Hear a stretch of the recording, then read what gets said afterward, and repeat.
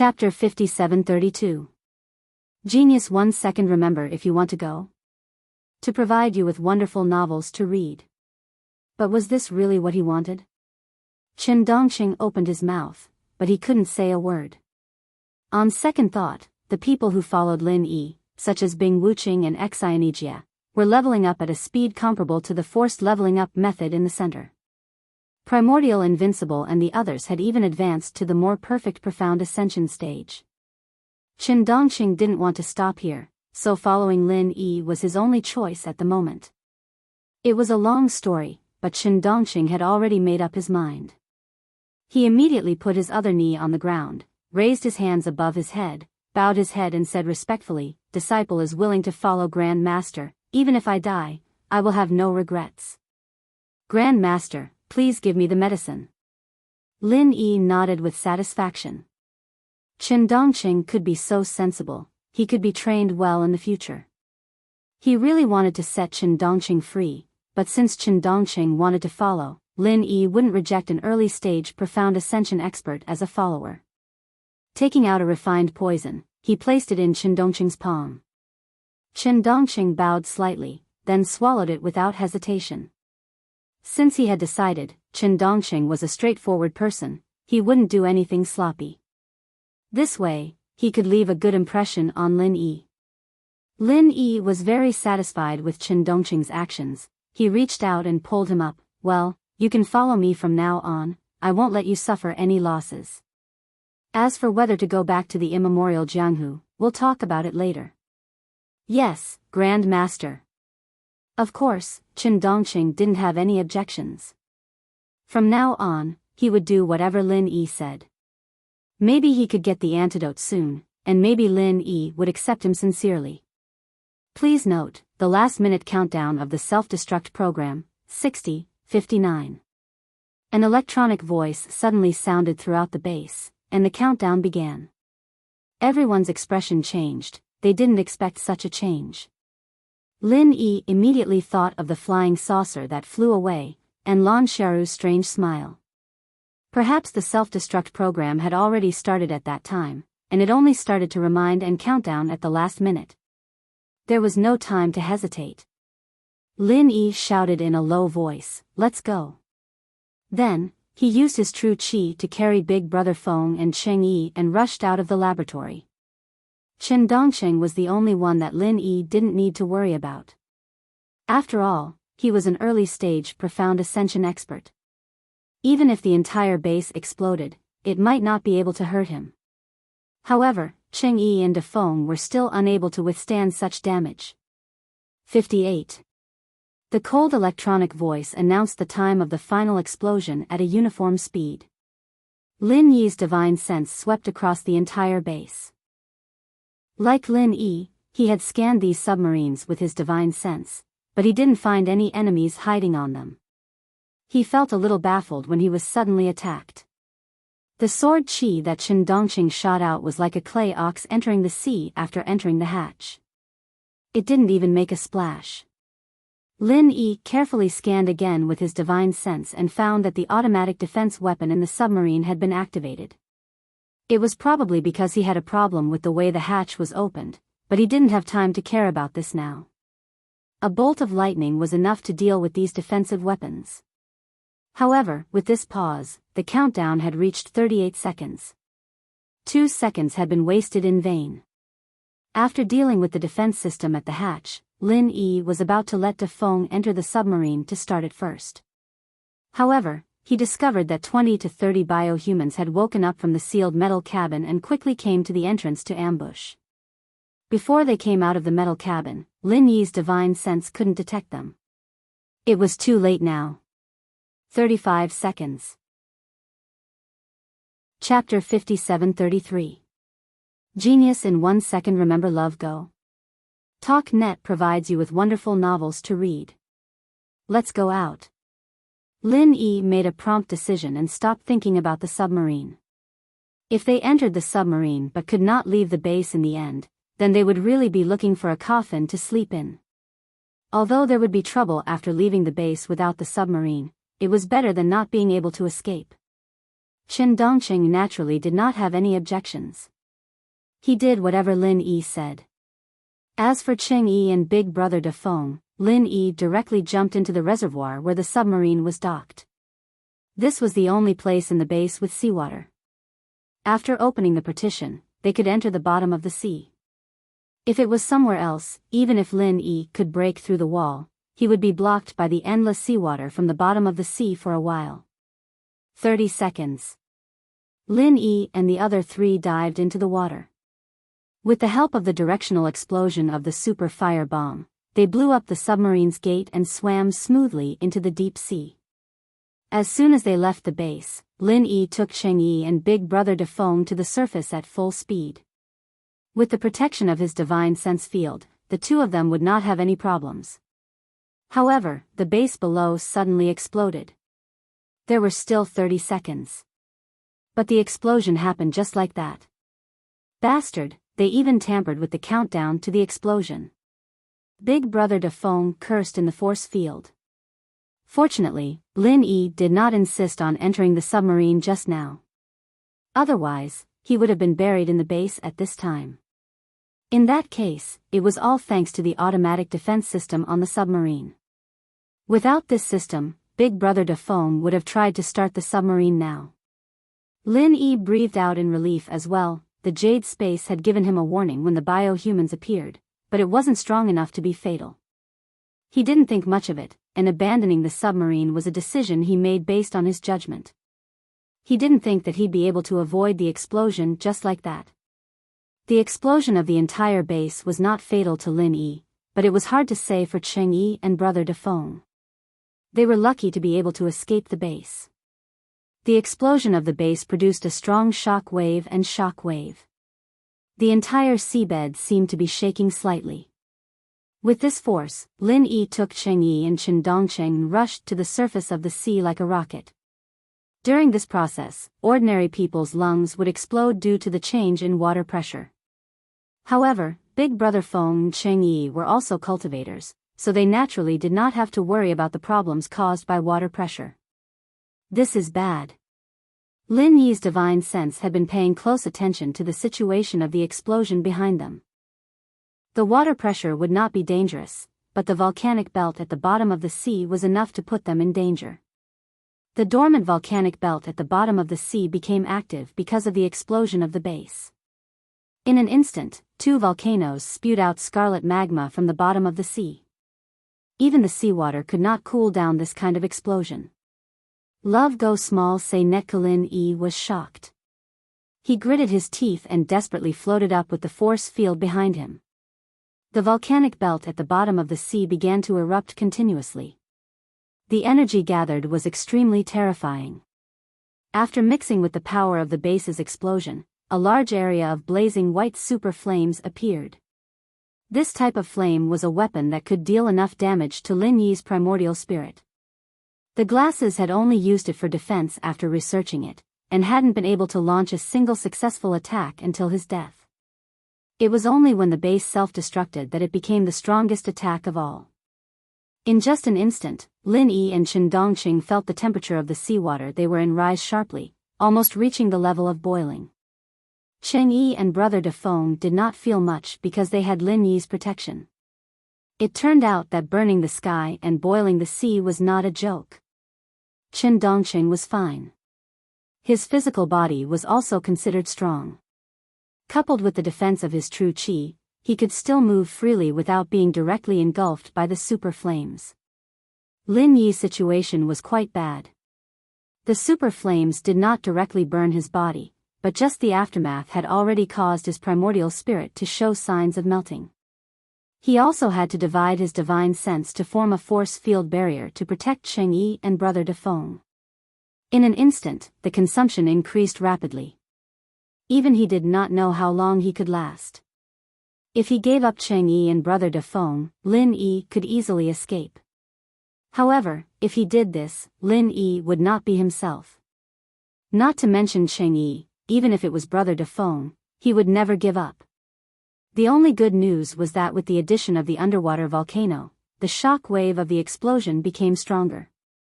The speed at which Lin Yi and the other 3 rose also doubled. In the blink of an eye, the 4 of them were pushed out of the sea by the flames and rushed into the sky. The blue sea and blue sky constantly changed in Lin Yi's eyes. The damn white flames followed closely behind Lin Yi, not letting up at all.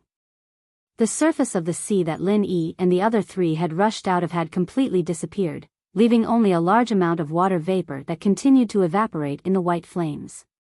The huge amount of seawater that was thousands of meters deep and had a radius of more than 4 kilometers had been completely burned. From the sky, it looked like a bottomless sinkhole that led straight to hell. Lin Yi's consciousness was slightly blurred. This was something that had never happened since he condensed his primordial spirit.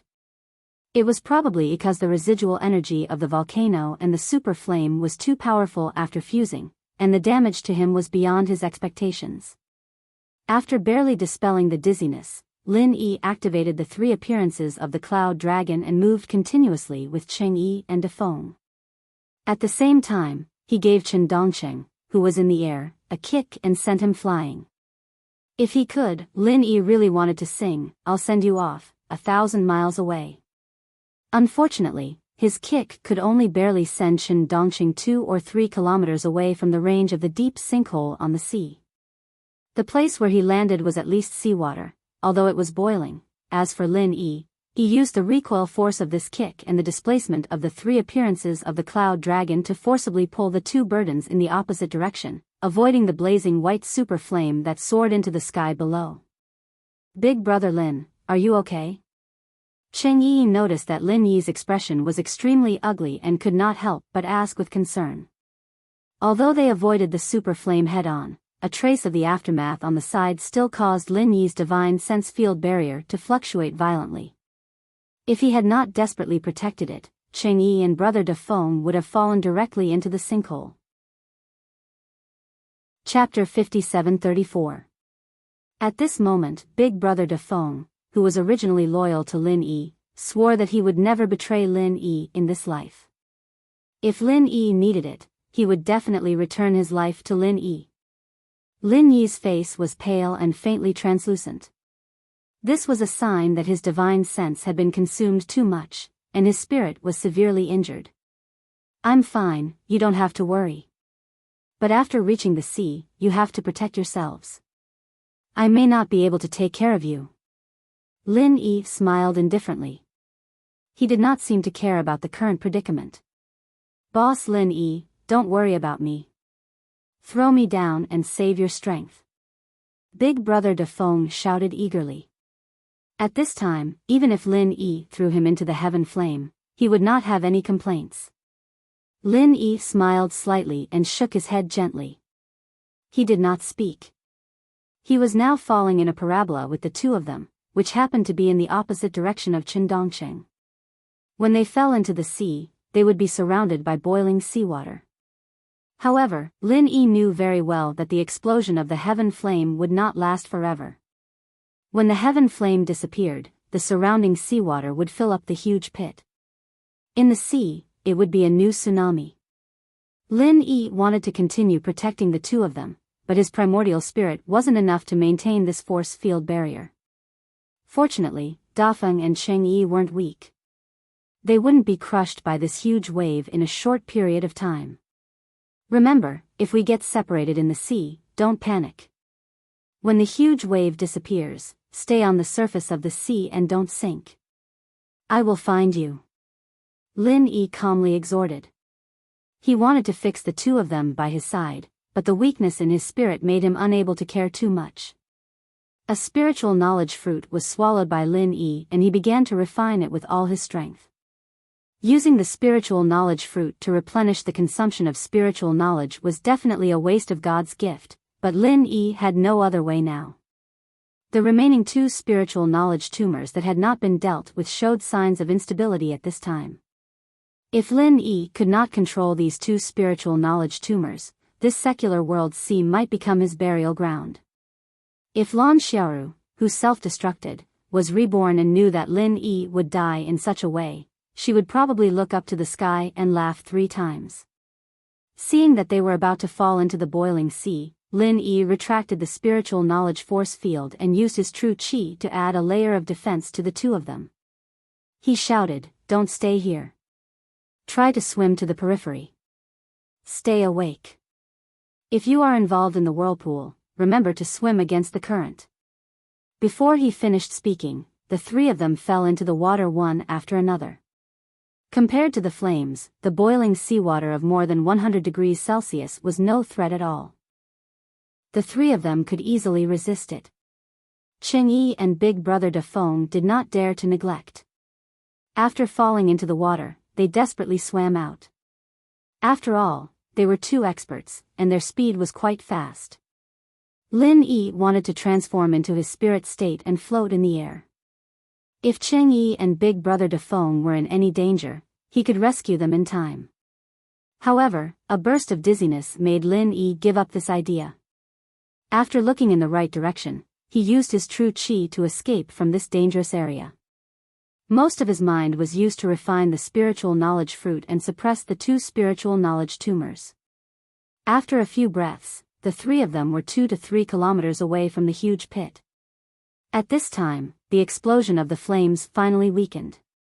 Although the heat at the bottom of the sea was still terrifying, it could not maintain the vacuum area that was thousands of meters deep. The surrounding seawater began to pour down violently, and the hot water vapor directly gathered into thick clouds in the sky. In a short period of time, the embryonic form of a storm was formed. Lin Yi and the others tried their best to escape, but under the huge slope of the seawater, they still could not help but flow back with the current. The pulling force was getting stronger and stronger. Even Lin Yi's true qi could no longer resist it. If he wanted to get rid of it, Lin Yi could only transform into his spirit state and float in the air. Unfortunately, he did not dare to make the slightest change now. If he was careless and caused the spiritual knowledge tumor to riot, it would really be over. After the seawater poured down and filled half of the space, the violent collision formed a huge whirlpool. The monstrous waves were just the ripples at the edge. The four people in the center began to spin and fall down involuntarily. Cheng-Yi and Dafeng Bro, on the other hand, remembered Lin Yi's warning. They wanted to go against the current, but in front of the power of nature, their strength was insignificant. Their desperate struggle only delayed them for a few breaths of time. Chen Dongcheng, who had flown in the opposite direction just now, was countless times stronger than the two of them. However, this guy was not good at swimming. In this whirlpool, his performance was not as good as Cheng-Yi and Big Brother Dafeng. When he passed by Cheng-Yi and Big Brother Dafeng for the second time, he did not even have the strength to struggle. Lin Yi wanted to do something, but he was like a clay bodhisattva crossing the river. He could not even protect himself. The only way was to go with the flow. Fortunately, the super flame had slowly subsided. If it was just the whirlpool, tsunami, and storm, it would not take their lives for a while. After this period, there would be a chance of survival. Now that he thought about it, it was really lucky that he did not get entangled in the submarine just now. Not to mention the deceptive setting of the 30-second false report, even if he successfully left the base in the submarine, under this kind of explosion, it was likely that he would be directly vaporized by the super flame at the bottom of the sea. He might not even be able to survive in this situation. "You guys, take care of yourselves," Lin Yi said in his heart with a wry smile. His dizziness was getting worse, but he knew that once he really fainted, the divine sense cancer would immediately explode. Therefore, even if he died, he could not faint. At least before suppressing these two divine sense cancer, he absolutely could not faint. This huge whirlpool lasted for an unknown amount of time. Lin Yi's mind was completely immersed in suppressing the divine sense cancer, so he did not care too much. Anyway, he was an essence spirit, so he would not drown in the sea. Between floating and sinking, the seabed and the sea surface went back and forth several times. After the storm and tsunami, Lin Yi finally succeeded in suppressing the two divine sense cancer and opened his eyes with a tired look. Chapter 57:35. It was simply impossible to expect that the four of them would not be separated in such a violent environment, so Lin Yi was not disappointed, and extended his spiritual awareness to search for traces of them. However, the next moment, Lin Yi knew that the problem was serious. His spiritual awareness could only extend for less than a kilometer. Obviously, the previous flame had caused his consumption to reach a terrifying level. Although a spiritual awareness fruit had been swallowed, most of it was used to suppress the tumor of spiritual awareness. The remaining small half was used to make up for part of the consumption, and there was still a part that had not been refined. So at this time, even if Lin Yi continued to swallow the spiritual awareness fruit, there would not be any better effect. Damn it. With this level of spiritual awareness search, it is impossible to find the three of them in the vast sea. I only hope that Chen Dongqing can be okay. The range of his spiritual awareness should be large enough. As long as he is not dead, it is possible to find the three of us. Lin Yi shook his head with a wry smile. He had not encountered such an embarrassing situation for a long time. Since there was no way to effectively search with spiritual awareness, Lin Yi could only transform into his essence soul state and float on the sea surface. It was faster to search with his eyes. Fortunately, Lin Yi had just flown a short distance when he found a black spot floating on the sea surface 3 or 4 kilometers away. After flying closer, he confirmed that it was Chen Yi. Lin Yi was surprised and happy.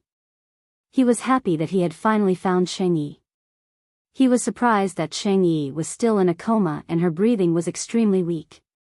Lin Yi's essence soul was weak, but there was no problem with his true qi. With the jade pendant space as his backing, true qi was never something he needed to worry about. After quickly holding Cheng Yi's palm, Lin Yi transferred his omnipotent true qi to check Cheng Yi's condition while treating her injuries. Fortunately, there is no fatal injury, just a collapse. Lin Yi heaved a sigh of relief, but he was also a little shocked.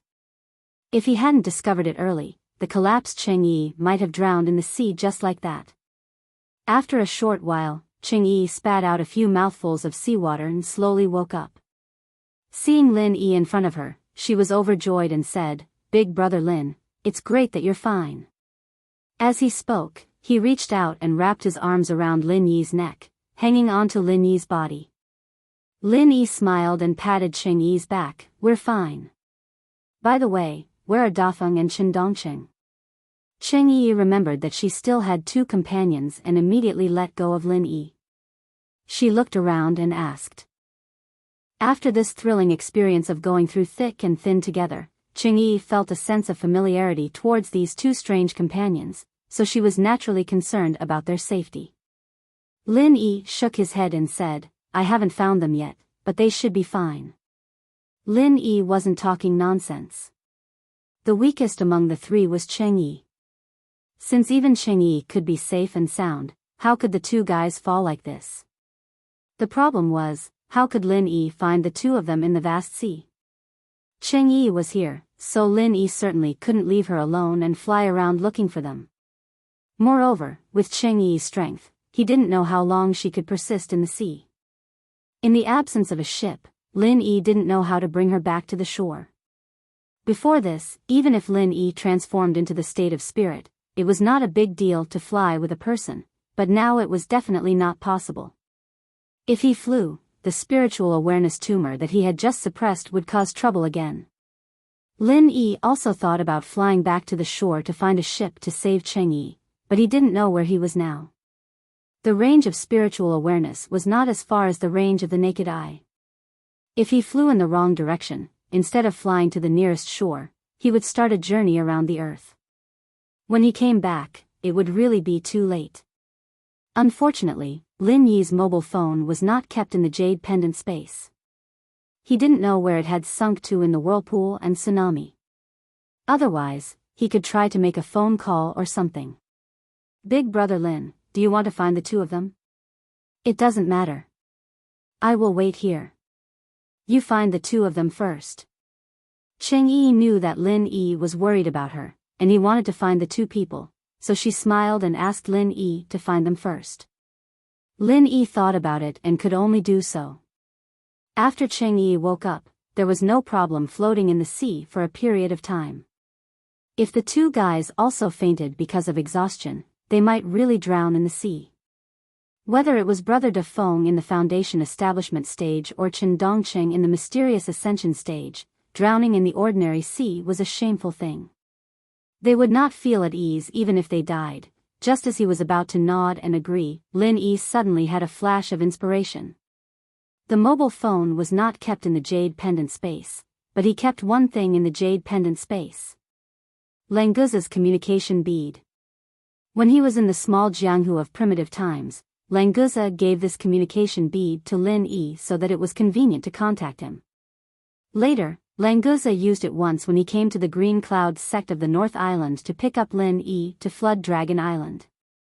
Then, Lin Yi threw it in the jade pendant space and never took it out. After all, Languza followed Lin Yi like a tail every day. Why would he use the communication bead? What's more, after coming to the secular world, Languza preferred to play with his mobile phone. He probably forgot that there was such a bead with Lin Yi. After taking out the communication bead, Lin Yi took a deep breath and immersed the bead in the sea. To be honest, Lin Yi was also a little nervous. This might be the last chance to save Cheng Yi, Brother De Fong, and the others. Lin Yi could fly back, but he would never leave Cheng Yi and the others alone. After all, the seawater of the boundless sea was somewhat different from the seawater of the secular world. This was not a place with abundant spiritual energy like the small Jianghu of primitive times. Lin Yi was not sure if this communication bead could still work. But in the next second, Lin Yi was relieved because the communication bead shone faintly in the seawater. Then, Languza's shadow appeared in front of Lin Yi. "Boss, where have you been? We were so worried." As soon as Languza appeared, he asked anxiously. "Oh, it's a long story. I went for a ride on the sea for a long time," Lin Yi said with a smile. The center really let Lin Yi go for a long time on the sea before. This was not nonsense. "Boss, have you rescued sister-in-law Yi? Do you want me to help?" "Don't worry, Languza, can definitely kill them all," Languza said aggressively as he stroked his arm. Chapter 5736. No problem. "Boss, wait for me. I will be there soon." After that, Languza cut off the communication. Lin Yi smiled and said to Cheng Yi, "Don't worry. With Languza here, we will all be fine." Cheng Yi asked curiously, "Brother Lin, is Languza stronger than you?" In her opinion, Lin Yi was the most powerful person in the world. Languza was obviously Lin Yi's little brother. How could Languza easily do what Lin Yi couldn't? Even if Lin Yi was injured, Cheng Yi didn't think that Lin Yi was inferior to Languza. Lin Yi smiled faintly and said, "It's not about who is more powerful than who. It's just that if Languza is in the sea, there are very few things that he can't do. You will know when he comes over later. Well, you wait here for a while. I will fly up and look for De Fong and Chen Dongqing. Maybe I can see them." Of course, Cheng Yi had no objection. Lin Yi once again transformed into his spirit form and flew hundreds of meters into the sky, overlooking the surrounding sea. Unfortunately, he couldn't find De Fong and Chen Dongqing. However, on the distant sea level, there was a white line approaching quickly. "No way. Is that Languza?" Lin Yi said with some surprise. "How long has it been? Languza can rush over?" After thinking about it, Lin Yi felt that it was normal. After all, Languza was already a real sea dragon, a genetically mutated sea dragon. His strength had reached the late stage of mysterious ascension. After changing back to his original body, Languza's speed in the sea could definitely reach several times the speed of sound. It was understandable that he could rush over so quickly. In the blink of an eye, that white line was already closing in. As expected, it was Languza's true form. He was a dragon that was more than 10 meters long. Just the waves that he had stirred up were more than 20 meters tall. "Boss, I'm coming." Before he arrived, Languza's loud voice had already sounded. Cheng Yi looked at the approaching sea dragon with her mouth agape. She suddenly felt that she might be having an absurd dream. Otherwise, how could she see such a legendary sea dragon? Although he was a heaven stage cultivator, Cheng Yi had never heard of a real sea dragon in the world. Lin Yi flew to the sea and said with a smile, "You came just in time. I don't know where those two guys are. Can you find them?" While talking, Lin Yi pulled Cheng Yi onto Languza's broad back. In the endless sea, Languza was still a sea dragon. Lin Yi felt good riding on his back. Now that he had evolved into a sea dragon, it was even more comfortable. "Boss, don't worry. In this small pond, it's too easy to find two people," Languza said proudly. Compared to the dangerous endless sea, the ocean of the secular world was indeed only worthy of Languza's evaluation of a small pond. Lin Yi listened to him and was completely relieved. He immediately fell on Languza's back and had a good rest. A trace of worry flashed in Cheng Yi's eyes. She began to feel that Lin Yi's current state was really not very good. Thinking of Lin Yi's instructions before falling into the sea, Cheng Yi estimated that Lin Yi was now seriously injured. Unfortunately, Cheng Yi couldn't do anything for Lin Yi. If Sun Jingyi was here, perhaps she could use her cultivation method to help Lin Yi. Of course, what Cheng Yi didn't know was that Lin Yi's spirit was injured now. Even Sun Jingyi's cultivation method couldn't help him. After waiting for Lin Yi and Cheng Yi to sit down, Languza put his big head into the sea and opened his mouth to roar. The sound directly set off a huge wave, but fortunately, it immediately subsided. 10 seconds later, Languza raised his head and said with a smile, "Boss, the sea beasts here are really weak. They don't even deserve to be called sea beasts.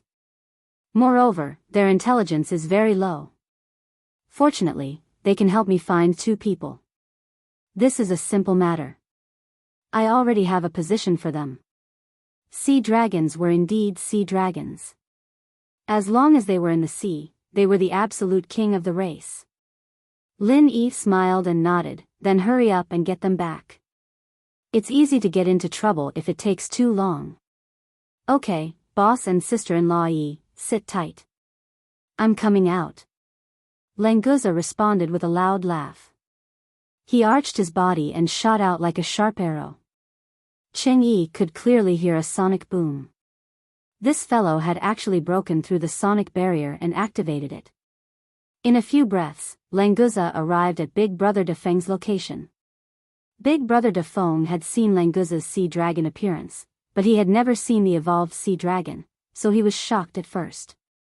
Languza was very satisfied with this. He thought that he could continue to play like this next time. Lin Yi saw that Big Brother Defeng was awake and greeted him with a smile. This guy was really tenacious. Other than being a little embarrassed, his spirit was very good. When Languza came over, Big Brother Defeng was still swimming quickly. Obviously, he was looking for Lin Yi and the others. As for Chen Dongsheng, Lin Yi didn't know whether to laugh or cry after seeing him. Chen Dongsheng was the most powerful among the three, but this disappointing one looked the most miserable. Not only was he unconscious, but his stomach was also bulging. It seemed that he drank a lot of seawater. Fortunately, Chen Dongsheng was strong. He protected his heart with qi, so he didn't become a joke of a profound ascending stage mastered drowning in the secular world. Big Brother Defeng quickly picked up Chen Dongsheng and made him spit out the seawater in his stomach. Lin Yi used qi to treat him a little, and Chen Dongsheng woke up.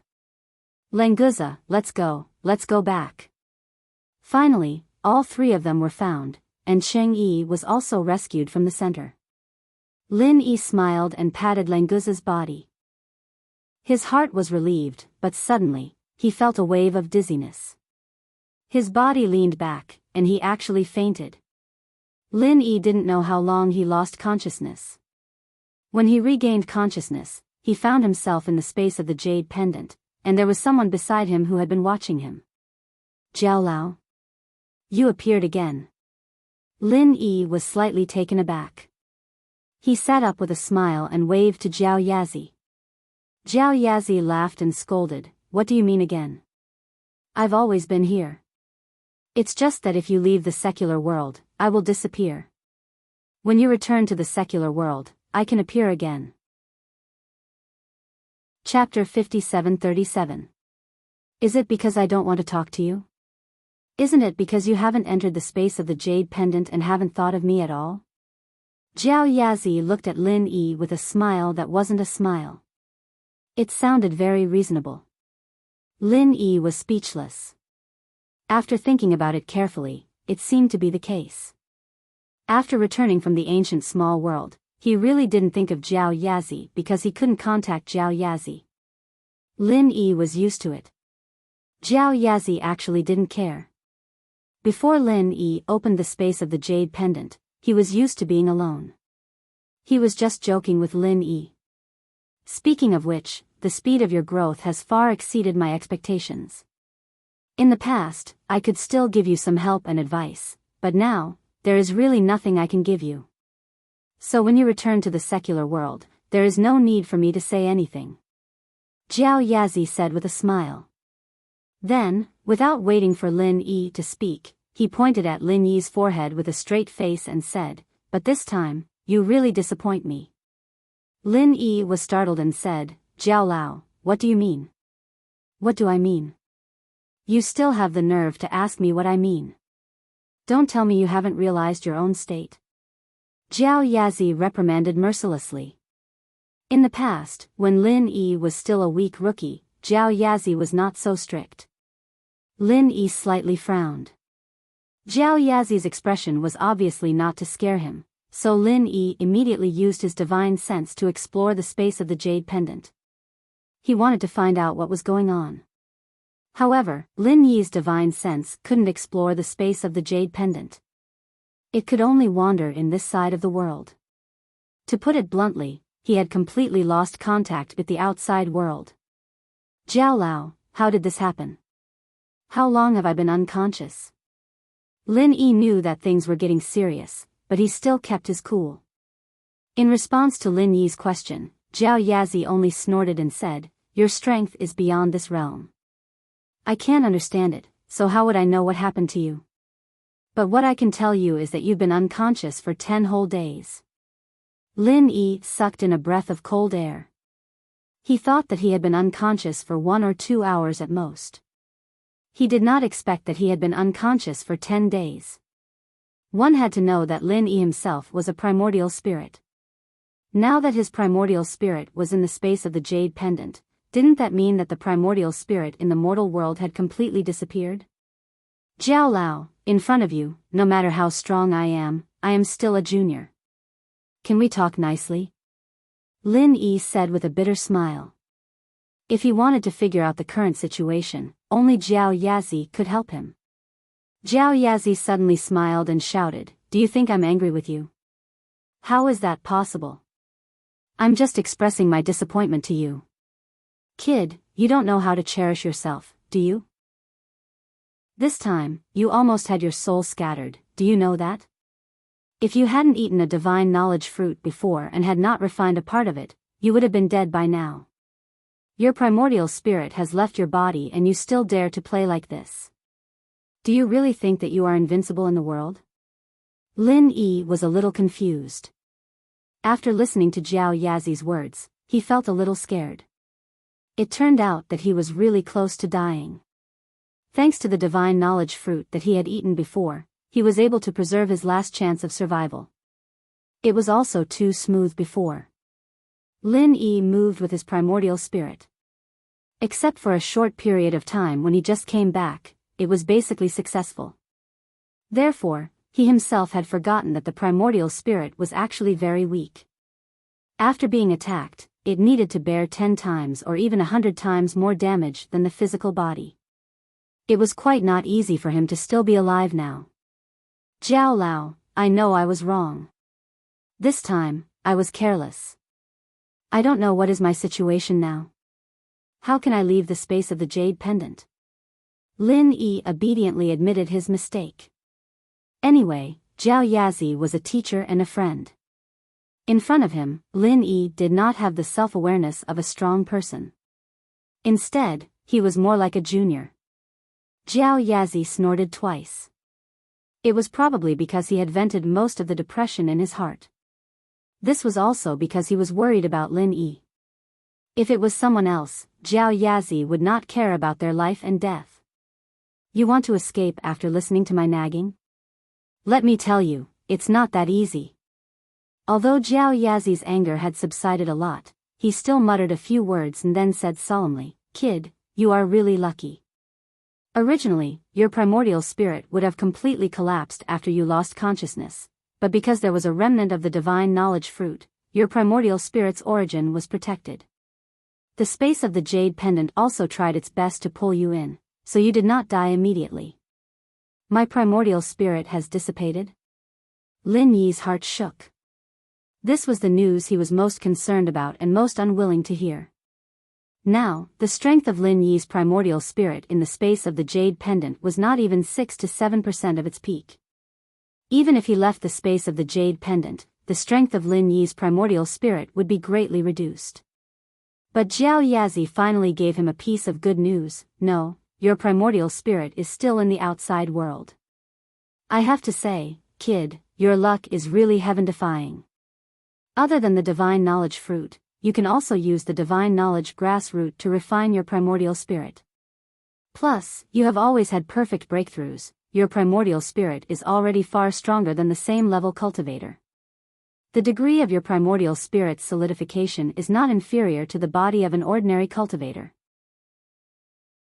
When you lost consciousness, at least you left your primordial spirit in the outside world."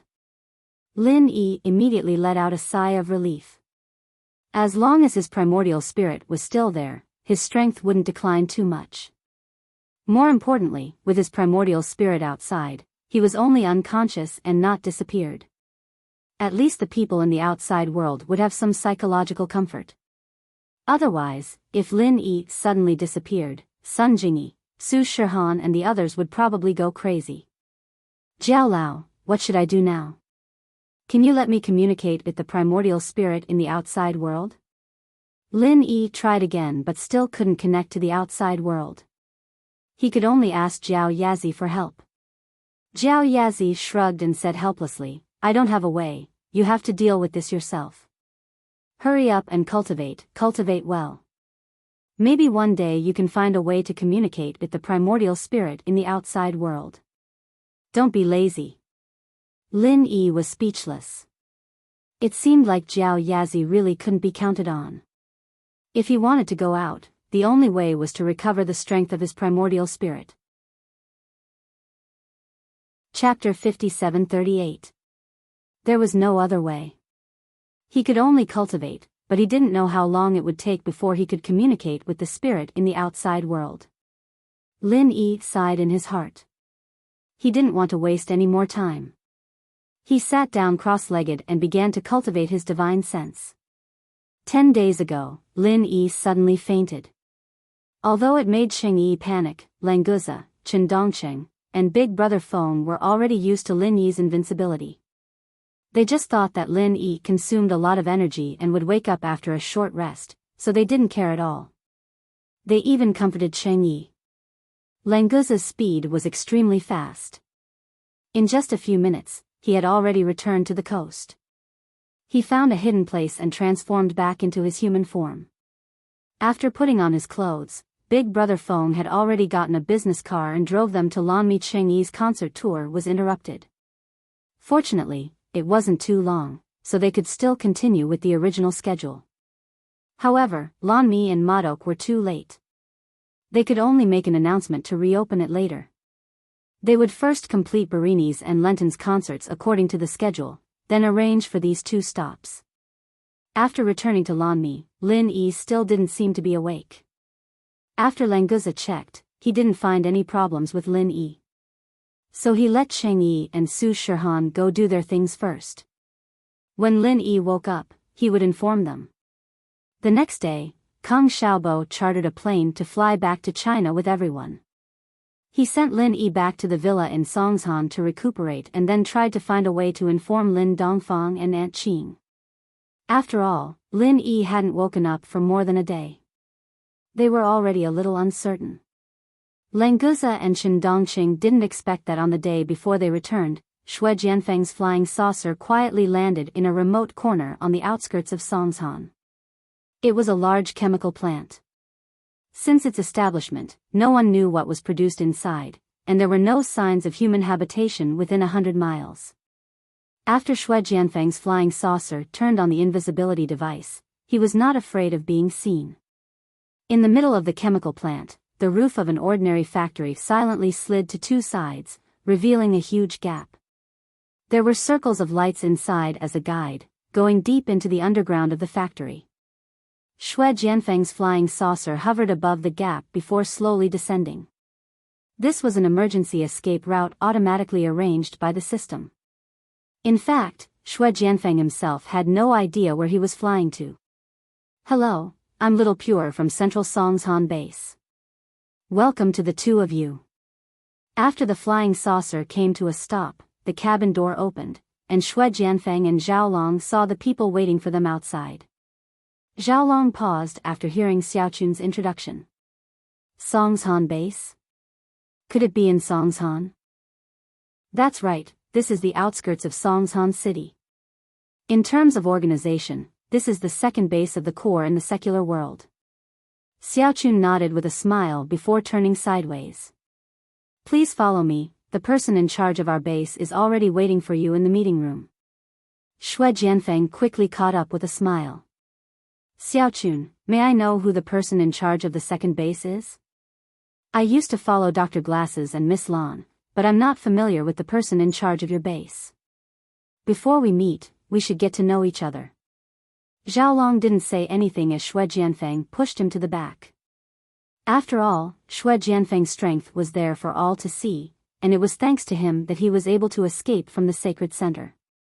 Strictly speaking, Zhaolong's connection with the core was mostly due to Kang Mingming. Since he wasn't as good as Xue Jianfeng in every aspect, he naturally wouldn't want to compete with him. Xiaochun giggled. You'll see the person in charge soon. You'll know when you see him. There's no point in talking about it now. Come. As she spoke, Xiaochun brought the two of them onto a maglev scooter. Once they were stable, the scooter started, and in a minute or so, they arrived at the meeting room of the second base. We're here. You two, go in. Xiaochun turned around and waved at Xue Jianfeng and Zhaolong. She left immediately after they got off. Xue Jianfeng knocked on the door. The doctor was dead, but the poison in his body was still there. Before he could detoxify the poison, Xue Jianfeng had to show enough respect to the person in charge of the base. Otherwise, with his temper, he would have pushed the door open a long time ago. Come in. A young man's voice came from the meeting room. Xue Jianfeng pushed the door open with a smile. Hello, I'm Xue Jianfeng from the Sacred Center, the first base. May I know your name? Xue Jianfeng didn't have to bow and scrape, but he was still very polite. The young man sat on the sofa with no intention of standing up. He pointed at the chair beside him. Have a seat. I'm the person in charge here, Zhang Wen. You can call me Master Wen. I've heard about what happened in the first base. It wasn't easy for you two to escape, so follow me from now on. Ah, it's Master Wen. It's an honor to meet you. I, Xue Jianfeng, will be in your care from now on. Xue Jianfeng laughed as he expressed his willingness to follow Zhang Wen. He sat down without any hesitation. He could tell that Zhang Wen was just a guy a little stronger than a normal person. His strength wasn't worth mentioning at all. He subconsciously looked down on Zhang Wen. Zhaolong didn't sit. He said with a face full of surprise. Master Wen. I know you. You're one of the 4 young masters of Songshan. My name is Zhaolong. You don't know this, but you've always been my idol. I didn't think that I'd be able to see you today. It's such an honor. I'm so excited to be able to see you often in the future and work for you. Zhang Wen's face lit up. He didn't think that he'd be able to meet a fan of his today. Ha ha ha, it's all in the past. Don't mention it. Jiang Wen waved his hand with a smile. His expression, however, seemed to be saying, keep talking, on his forehead. Master Wen, you're wrong. As one of the 4 young masters of Songshan, you've become a legend. It's a shame that I haven't heard from you these past few years. Otherwise, I'd have come to you a long time ago. Zhao Long said seriously. He didn't feel like he was lying. Chapter 5739. Jiang Wen obviously liked this. He smiled and waved at Zhao Long. Come, Kong, sit down and talk. I didn't think that you, the young master of Dr. Kang's house, would know me so well. Not bad, not bad. I just happen to be lacking a capable helper here. You can follow me from now on. Zhao Long was overjoyed. He didn't have much of a foundation in the center, and his only support was Kong Ming, who went to Sky Class Island. Now that he had a connection with Jiang Wen, his status would change immediately. Thank you for your support, Master Wen. I, Kong, will do my best for you in the future. Zhao Long expressed his loyalty as he went over to refill Jiang Wen's teacup. He had already entered the role of an assistant. If Zhao Long knew that Jiang Wen's assistant had always been a scapegoat for him, who knew if he would still be so happy? Xue Jianfeng saw that Zhao Long got Jiang Wen's attention with just a few words, and he felt uneasy. He sat up straight and smiled. Master Wen, I'm the number 1 under the glasses doctor. Jiang Wen waved his hand and interrupted him. I understand, I'll let you know if there's anything. Right now, our base is in the process of reviving Miss Lan's clone. You don't need to do anything for now. We'll talk about it after it's done. You can go rest now. Xue Jianfeng was depressed. He didn't even want to hear what he had to say. He didn't think that after the glasses doctor's death, he, Xue Jianfeng, would be ignored like this. He couldn't even be compared to that weak chicken Zhao Long. No matter what, he, Xue Jianfeng, was still a profound ascension early-stage super expert. The fusion of the new medicine was very smooth. Even if he hadn't tried it before, he knew that he would recover quickly if he got injured in a fight.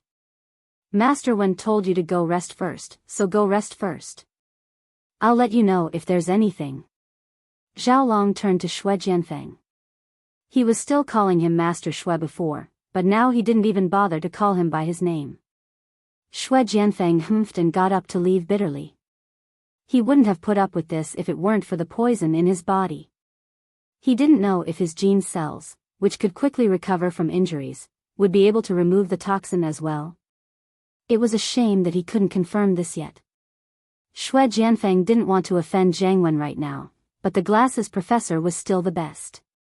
If only the glasses professor could be reborn. On one side, Jiang Wen was busy reviving Lan Xiaoru.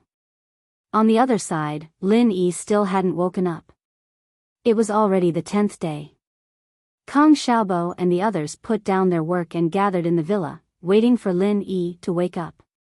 Unfortunately, in the current situation, it seemed that the possibility of another unconscious person in the villa was higher. No one knew that Lin Yi's consciousness had actually just woken up. However, he was in the space of the jade pendant and couldn't communicate with the outside world, so his Yuan Shen body was still in a state of deep sleep. Lin Yi practiced in the space of the jade pendant for a couple of hours, but there was no progress at all. The qi in the space of the jade pendant had no effect on Lin Yi's Yuan Shen and consciousness. But the spirit fruit and the spirit grass root were things that Lin Yi couldn't use. Even if they were right in front of him, he could only look at them. It was quite frustrating. He couldn't solidify his Yuan Shen body in the space of the jade pendant, so he couldn't use them. Jiao Lao, do you have any spiritual type arts that I can learn? Lin Yi turned to Jiao Yazi and asked, depressed. For a long time, Lin Yi had not systematically cultivated his spiritual awareness. When he was on the Heaven Stage Island, he mostly used his physical body to drive his spiritual awareness. After coming to the ancient small rivers and lakes, the improvement of his Yuan Shen mostly relied on the tempering of the spirit grass root and the swallowing of the heaven-swallowing giant crocodile's Yuan Shen. There were not many people who really relied on their own cultivation. Of course, this was also related to the lack of a complete and high-level Yuan Shen and spiritual awareness cultivation method for Lin Yi. He also knew that it was unlikely that Zhao Yazi would have something in this area, so he just asked casually. Zhao Yazi smiled and said, I have seen beggars, but I have never seen someone holding a golden bowl to beg for food. Are you stupid? Or stupid? Or stupid? Lin Yi's forehead was full of black lines. Was there any difference? It seemed like Elder Zhao's resentment hadn't dissipated because he hadn't talked to him for too long. After Zhao Yazi laughed at Lin Yi, he said seriously, You really don't know that you are in a treasure mountain. Don't you know that the heaven-stealing fortune battle art you are cultivating is a real top-level cultivation method? No, saying that it is a top-level cultivation method is underestimating the heaven-stealing fortune battle art. With this cultivation method, why do you still need to find a spiritual awareness cultivation method?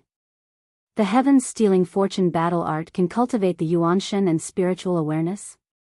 Lin Yi asked in surprise. He didn't think about this before, but now that Zhao Yazi mentioned it, he really felt that it was possible. For a long time, Lin Yi's Yuanshen was stronger than cultivators of the same level. He originally thought that it was because of him, but now that he thought about it, he realized that it was probably because of the heaven-stealing fortune battle art. It was a shame that this art was incomplete, and even though he'd merged it with the art of dragon mastery to make up for the missing parts, he hadn't been able to properly analyze the rest of the art. Don't think that I don't know about your matters when I am in a deep sleep. Don't forget that we are connected. Once you return to the secular world, I will know everything you have experienced. Zhao Yazi narrowed his eyes and said faintly, Although your growth is amazing, ask yourself, have you properly cultivated this heaven-defying cultivation method? I remember reminding you of the importance of this cultivation method before you entered the heavenly island. Lin Yi suddenly blushed with shame. Although Zhao Yazi didn't say it clearly, Lin Yi was very clear about what he was referring to. After arriving at the heavenly island, Lin Yi's improvement was indeed great, but not much of it was brought about by the heaven-stealing fortune battle art. More of it was the various opportunities that Lin Yi found, in addition to countless heavenly materials and earthly treasures, as well as his own tenacity that allowed him to reach this step. The heaven-stealing fortune battle art naturally played a role in this, but the proportion was really very small. If he casually changed a cultivation method, Lin Yi could still have the current achievements. At most he would be a little lacking in combat power. In this way, Lin Yi really underestimated the heaven-stealing fortune battle art. If he paid more attention to it, perhaps his strength could be a little stronger. Chapter 5740. If Zhao Yazi could always stay by Lin Yi's side, Lin Yi could obviously avoid a lot of detours. Although the ghost could also replace Zhao Yazi's role, it was still a spirit beast after all. It might not be able to know more about the human race than Zhao Yazi. It's good that you understand, go figure it out yourself. Zhao Yazi showed a gratified smile. His face had an expression that said that the child was worth teaching. In fact, he had just figured out these principles himself, otherwise, he would have told Lin Yi just now, and he wouldn't have to remind Lin Yi now. Zhao Yazi was also a bystander. The truth was very simple. It was not that Lin Yi couldn't think it through, the key was that he was in the game, and ignored too many details. Lin Yi sat cross-legged again, and began to carefully study and deduce the Heaven's Fortune battle art. Originally, this Heaven's Fortune battle art could only be cultivated to the nascent soul stage. The will of heaven was known as the first nascent soul stage cultivator, and he relied on this Heaven's Fortune battle art to achieve that. Unfortunately, the incomplete cultivation method could not help him advance further. And the new cultivation method that was integrated with the art of dragon mastery did not have this defect. It was just that at the beginning, there was no detailed cultivation method. Only when Lin Yi reached this stage, would this stage of cultivation method deduction be activated. After Lin Yi advanced to the profound ascension stage, he had not properly deduced the Heaven's Fortune battle art, and had been using the previous cultivation method. This was also what Zhao Yazi was most dissatisfied with. To put it more seriously, Lin Yi was not making progress. But in fact, Lin Yi still cared about his own strength, otherwise, it would be impossible for him to find opportunities everywhere and be able to advance to the profound ascension stage so quickly. Lin Yi, who was in the jade pendant space, began the process of cultivation and deduction. The primordial spirit in the villa still had no reaction, but on Heaven's Stage Island, Lin Yi's main body showed some changes. Originally, Lin Yi had been sitting cross-legged and cultivating, but now he was lying down unknowingly, as if he had fallen asleep. His aura was also slowly converging. This change scared Tian Chan and Sydney. How could this be? Wasn't everything fine before? Did something go wrong in the secular world? Shueli paced around anxiously, but she had no idea what she should do. Tian Chan was calmer. After comforting Sydney, she said decisively, "Sydney, get someone to find Brother the Will of Heaven and Okuda Island Master. They are more familiar with soul projection, so they should know what happened." Sydney didn't know what to do, but after hearing Tian Chan's words, she felt that it was very reasonable. She immediately agreed and rushed out. After Sydney left, Tian Chan showed a worried look. She looked at Lin Yi and whispered, "Bad thing, you only know how to make people worry. You must be fine. Otherwise, I will kick you. Come back quickly." Lin Yi. After a while, the Will of Heaven and Okuda Island came to Tiandan Pavilion and checked on Lin Yi's condition. Then, they looked at each other and shook their heads silently. "Brother, what happened to Lin Yi?" Tian Chan couldn't maintain her calm anymore and asked anxiously. The Will of Heaven thought for a while and said, "Sister Tian Chan, you don't have to worry. Lin Yi should be fine. Maybe it's because his soul projection has been going on for too long. It's far beyond the normal limit, so his body feels tired. He should lie down and rest for a while." Even though she was worried about Lin Yi, Tian Chan couldn't help but laugh. How could there be such a big brother? He actually said that Lin Yi's body was tired and wanted to lie down for a while. This was ridiculous. It was normal for a strong cultivator to sit in seclusion for more than 10 years. How could Lin Yi lie down for such a reason? However, from what the Will of Heaven said, Lin Yi's body should be fine. So, Tian Chan and Sydney were slightly relieved. Okuda Island also said, "The Lin brothers are very healthy, and their qi and blood are extremely strong. There doesn't seem to be any problem. You can all rest assured. Maybe this is a sign that his soul is going to return. Let's wait and see." Tian Chan quickly thanked him and said, "Thank you, Island Master Okuda. I'm really sorry to bother you when you're so busy." Okuda Island waved his hand and said, "You're treating me like an outsider. Brother Lin Yi and I are not outsiders. Alright, enough with the pleasantries. Take care of him. I'll go back first." The Will of Heaven represented Tian Chan and Sydney to send Okuda Island out. Then, the two of them set up a soundproof barrier. Okuda Island took the lead and said, "Deputy Island Master, what do you think about Lin Yi's matter? There must be a problem." The Will of Heaven sighed. Just now, in front of Tian Chan and Sydney, he didn't dare to say much. But now, he didn't have any scruples in front of Okuda Island. Okuda Island nodded and said, "Yes, although Lin Yi's qi and blood are strong, his momentum has begun to converge. This doesn't look like he's about to break through. Instead, it looks like his soul is injured. When the soul is projected, it won't cause any damage to the body. But if there's a problem with the projected soul, then the body that lost the soul will have a problem. This seems to be the case with Lin Yi." The Will of Heaven was silent. He also saw it, but there was nothing he could do. Now that Okuda Island confirmed his thoughts, there was nothing he could do. Let's wait and see. I hope Lin Yi can come back on his own soon. Okuda Island sighed and cupped his fists before leaving. The Will of Heaven stood there for more than 10 seconds before returning to Tiandan Pavilion. At this time, Ho Guanqi and Kai Zhongyang came over after hearing the news. These two were Dan God Zhang Liju's disciple, but Lin Yi's situation wasn't something they could handle. So, their final conclusion was the same as the will of heaven. Of course, this wasn't something they could say to Tian Chan and the others. They could only tacitly agree.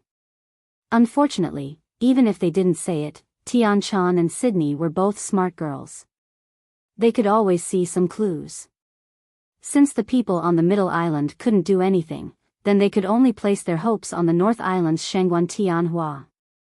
After sending off the will of heaven and the others, Tian Chan immediately came back and said to Sydney, "I'll write to Shangguan Laner now and tell her about Lin Yi's situation. If she can get her grandfather, Shanghai Tianhua, maybe Lin Yi will wake up." Sydney nodded, yes, yes, yes. Right now, the only one who can save Lin Yi is someone like Shangguan Tianhua. There's no time to lose, we'll contact Shangguan Laner immediately. Chapter 5741. Shanghai Laner soon received a letter from Tian Chan. She had been waiting for Lin Yi's news. The primordial spirit projection had never stayed in the secular world for such a long time. It was impossible to say that she wasn't worried. On the contrary, Han Jingjing had always been full of confidence in Lin Yi. She never thought that after he went to the secular world, Lin Yi would be in any danger. "Jing Jing, come and read the letter from Nakajima. It's from Tian Chan." Shanghai Laner was very loyal. She didn't read the letter first, but first found Han Jingjing to share the news. After Lin Yi left, the girls didn't stay together anymore, but their friendship deepened and deepened. They became best friends who could talk about anything and everything. When Han Jingjing heard Tian Chan's name, she immediately dropped what she was doing and ran to Shanghai Laner's side to read the letter. "Lin Yi has a problem?" Shanghai Laner, who was originally in high spirits, suddenly froze. She threw the letter and ran out. Han Jingjing hurriedly pulled Shanghai Laner and said, "What are you going to do?" "I'm going to find my grandfather." "Didn't you see Tian Chan say that my grandfather might be of help?" Shanghai Laner tried to shake off her arm, but she didn't get rid of it. She immediately stomped her feet and said, "Calm down." Han Jingjing directly pulled Shanghai Laner over and tried to calm her down first. Senior Shangguan is of course powerful, but he may not be of any use if he goes. The will of heaven, Okuda, and these people, which one of them isn't an experienced and knowledgeable overlord? The status of any one of them won't be lower than your grandfather. Shanghai Laner thought about it and agreed. If her grandfather was of no use, what should she do? "Jing Jing, what do you say?" "I'll listen to you." Shanghai Laner was too lazy to think about it. Anyway, there was Han Jingjing, who was comparable to a supercomputer. She didn't need to use her brain. Han Jingjing didn't hesitate and said solemnly, "You tell Senior Shangguan first. I'll go to Nakajima first and see what's going on. I want to go too. Wait for me. I'll ask my grandfather. I'll come soon." Shangguan Lan knew that if she wanted to leave, she needed Shangguan Tianhua's permission, so she didn't wait for Han Jingjing to agree and ran out. This time, Han Jingjing didn't hold her back. After a simple packing, it didn't take long before Shanghai Laner hurried over. Her little face was full of disappointment. "My grandfather agreed to let me go, but he said that he doesn't know much about the situation in this area. If the people of Nakajima can't do anything, he won't have any countermeasures. He has something to do these 2 days. Maybe after these 2 days, my grandfather will go over and have a look. He also asked us to inform him of the situation at any time." Shanghai Laner was a little unwilling, but there was no other way. It was not easy to leave here and go to Nakajima. Han Jingjing nodded and said, "In that case, let's not delay. Let's go immediately." Of course, the little princess of the North Island would use the best flying spirit beast to travel. Under the protection of the masters arranged by Shanghai Tianhua, the two quickly rushed straight to the sky and flew to Nakajima. After arriving at Tiandan Pavilion, Han Jingjing quickly saw Lin Yi, but she couldn't do anything about Lin Yi's situation. This was also expected, so there was nothing to be disappointed about. I understand. This is the only way. After looking at Lin Yi's situation, Han Jingjing said very indifferently. What should we do? Tian Shan hurriedly asked. She also knew how smart Han Jingjing was. Others couldn't do anything, but Han Jingjing might be able to think of a way. I want to go to the mortal world and find brother Lin Yi's soul. I want to see what happened to him. Han Jingjing said casually. It didn't seem like she was talking about something dangerous at all. Tian Shan and Sydney shouted at the same time, no. Both of them knew the danger of spirit projection, so it was absolutely impossible for them to agree to such a thing. On the contrary, Shang Guanlan asked curiously, why not?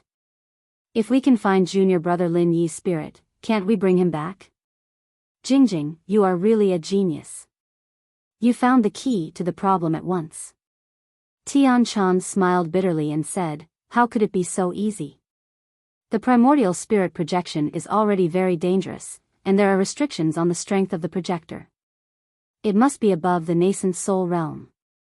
With Jingjing's strength, she doesn't even have the qualifications, let alone face the dangers. Han Jingjing shook her head firmly and said, no, I must go and see.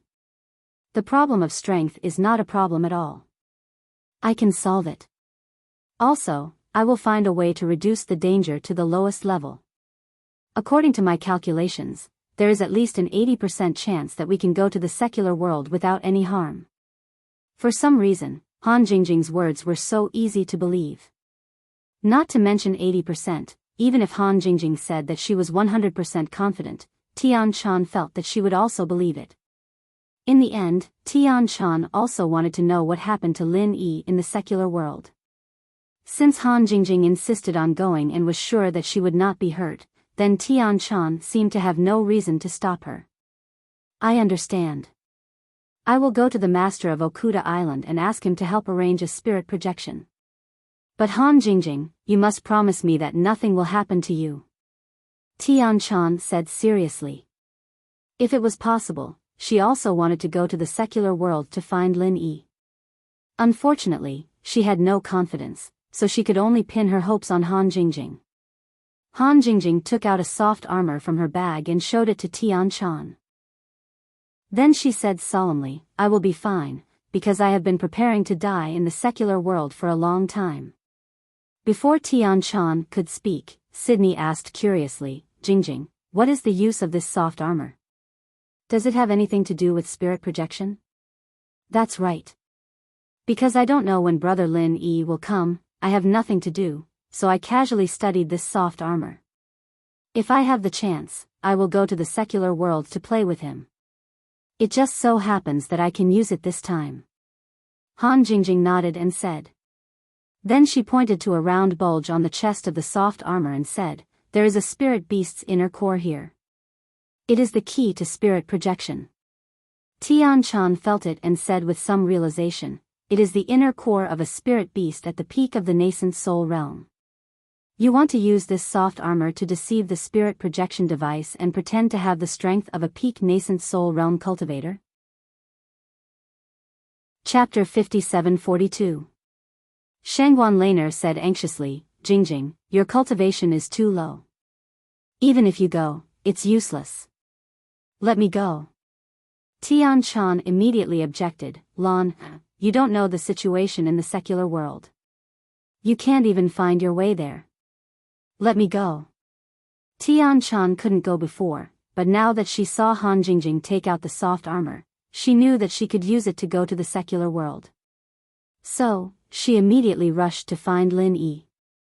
Han Jingjing put the armor away, you guys don't need to fight, I'm the only one who can help Lin Yi bro this time, the others won't be able to help. I made this armor for myself, too, and you guys won't be able to use it to its fullest potential. The chances of failure are very high. Tian Shan and the others were speechless. In this aspect, Han Jingjing's talent was absolutely beyond their comprehension. Even if Han Jingjing was talking nonsense, they couldn't tell whether it was true or not. Alright, this matter is settled. Sister Tian Shan, please help me arrange the primordial spirit projection as soon as possible. I'll adjust this soft armor. Han Jingjing didn't plan to say anything else and just closed the coffin. Tian Shan and Sydney looked at each other and had no choice but to accept this fact. The primordial spirit projection was quickly arranged. Because of Lin Yi's abnormality, Okuda had long been prepared. Originally, the Will of Heaven planned to personally project his primordial spirit projection, but he was extremely unfamiliar with the secular world. Before collecting enough information, he didn't dare to act casually. Otherwise, it would be a waste of time. So, when Han Jingjing said she wanted to go, she could leave immediately. However, Okuda and the others were not very optimistic about Han Jingjing's safety. Tian Shan and Sydney tried to persuade Han Jingjing again. Jing, why don't you let me go? Your level is a little too low. How are we going to explain it to Lin Yi if something happens? Since you can adjust this soft armor, you can definitely let me wear it, right? Tian Shan held Han Jingjing's hand, trying to convince Han Jingjing to give up on the primordial spirit projection and let her take over. Unfortunately, Han Jingjing was very determined. She shook her head and said, Sister Tian Shan, there's no need to say anything. I'm ready. Let's start. Big brother Lin Yi might be waiting for me to help him. Let's not waste time. After that, no one knew how Han Jingjing did it, but the soft armor she wore on her body emitted a faint light, and the powerful aura of the nascent soul stage slowly rose. There was no flaw at all. Okuda was also amazed. It's exactly the same as a real peak nascent soul cultivator. If I didn't know the truth, I would definitely be fooled. It seemed that it would not be a problem to hide from the primordial spirit projection device. You're indeed a genius in the aspect of refining weapons. Han Jingjing smiled slightly. She was a genius, but not a genius in refining weapons. It was just that this kind of thing was too troublesome to explain, so she let Okuda figure it out himself. Tian Xingjian nodded, that's right, this soft armor is really amazing, and it's very effective in scaring people. However, after you project your soul, you'll be weakened for a period of time. You have to be careful, find Lin Yi and bring him back as soon as possible. Han Jingjing smiled and nodded. I'll remember. Thank you, Brother Tian, for reminding me. Let's start now. Seeing that Han Jingjing was determined, no one continued to persuade her. Instead, they gave a few words of advice. Okuda also started the primordial spirit projection device. With the soft armor as a disguise, Han Jingjing's primordial spirit easily completed the projection. After breaking through the barrier, it went directly to the secular world. Outside a small town in Europe, Han Jingjing appeared in a sparse forest, feeling a little dizzy. Her primordial spirit projection was random, so it could not accurately bring Han Jingjing to Huaxia. Instead, it brought her to Europe, which was a huge deviation. However, there was a shadow of a soft armor on Han Jingjing's primordial spirit. It was the work she used to disguise herself as a Yuanying peak. Unexpectedly, she also brought it with her. Where is this? Han Jingjing looked around her surroundings in a daze. Her divine sense was not strong, and she was not used to releasing it, so she still used it to see more. The soft armor on her body turned into a set of ordinary casual clothes, and her primordial spirit quickly transformed into a primordial spirit body. The process was so fast that if Lin Yi saw it, he would definitely be stunned. When Lin Yi came down, he had to go through untold hardships to condense a primordial spirit body, and he was almost eaten as a big tonic. Perhaps this was also the function of the soft armor. But the soft armor was originally made by Han Jingjing, which proved that she was a genius. Unfortunately, at this time, the genius beauty Han Jingjing still had a cute look on her face. She looked around in a daze and then walked slowly. The grove was not big. In a few minutes, she walked to the edge. The road that was faintly visible before was completely revealed in front of Han Jingjing. 6 kilometers in Austin? Han Jingjing looked up at a road sign on the road and thought to herself, what kind of place is this Austin? Of course, it is definitely not China, because the text on it is not Chinese. As a top student, this is not difficult for Han Jingjing.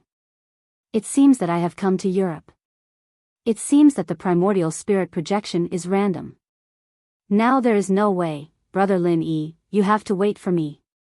Han Jingjing sighed, whispered a few words, and walked in the direction of Austin. Although with the help of the soft armor, Han Jingjing successfully condensed the primordial spirit body, but if she wanted to fly, it would consume too much divine sense power. Now Han Jingjing's strength has been reduced to the peak of the middle stage of heaven stage. This is still the strength that has been preserved by the blessing of the soft armor. If she flies, it is likely that she will not find Lin Yi. Han Jingjing will be passive to the heavenly island. So Han Jingjing can only go to this Austin first and then find a way to contact the people in China. Whether it is the Lu family or Kang Xiaobo, they must be able to get her there smoothly. Lin Yi has the space of the jade pendant to carry things, but Han Jingjing only has such a soft armor and nothing else. Fortunately, the strength of the peak of the middle stage of heaven stage is also regarded as a master in the secular world. There is no need to worry too much about safety. After a few steps, in the direction behind Han Jingjing, there is a car approaching quickly. In Europe, hitchhiking is a very common thing. Han Jingjing does not want to waste her divine sense power, so she simply stood on the side of the road and stretched out her arm to give a thumbs up. Chapter 57-43. Hi, beautiful, where are you going? A white youth in his 20s in the driver's seat greeted Han Jingjing with a smile. Judging from his attire, he was not a rich man. The Bumblebee was just an ordinary model, barely considered as a low-end car in Europe. But this guy's expression made him look like a rich second generation. It was as if he was writing on his face that he wanted to hit on her, and this was her honor. Han Jingjing slightly narrowed her eyes and revealed a harmless and innocent smile. I'm going to Ostal up ahead. Can you give me a ride? Of course, no problem. Come on. The white youth said with a warm smile. He opened the door of the front passenger seat for Han Jingjing. But Han Jingjing had already opened the door of the back seat and shrunk into it. The white youth was slightly startled. He did not say anything else and could only smile awkwardly. He leaned over to open the door of the front passenger seat, and then stepped on the accelerator. My name is Johansson, beautiful. What's your name? The white youth deliberately slowed down the speed of the car. It was half as slow as when he came, so he had time to turn back and talk to Han Jingjing. Han Jingjing said lightly, you can call me Lu. Oh, by the way, please turn your head and look at the road while driving. Thank you. It was just a ride. Han Jingjing did not want to talk to this Johansson. She reminded him and turned her head to look out of the window. It only took a few minutes to travel 6 kilometers. When they arrived at Ostal, they went their separate ways. Johansson laughed and said, Lu, don't worry. My driving skills are very good. There are no cars on this road, so there will be no accident. Are you living in Ostal? Or are you looking for someone or traveling? Han Jingjing casually said, I'm just taking a stroll. Then you're in luck. I'm very familiar with Ostal. Although it's just a small place, there are still a lot of fun places. I'll be your tour guide. I promise you'll have a good time. Johansson immediately said. Han Jingjing guessed that if she said she was looking for someone, he would also say the same thing. Can I borrow your phone for a while? Han Jingjing really didn't want to talk nonsense with Johansson, so she directly borrowed his phone. In any case, it was not easy for Han Jingjing, who had no money on her, to make an international call. Johansson was secretly delighted. He thought that his handsomeness had moved Han Jingjing, and she was going to give him her number. He immediately took out his phone and handed it over, saying, Here, you can use it as you like. This is the latest model. It has only been on the market for 3 days. You know that, right? Han Jingjing casually took it, but she didn't even bother to smile. Why was he showing off the latest phone model in front of a genius like her? With her ability, Any toy she made would be better than an ordinary mobile phone.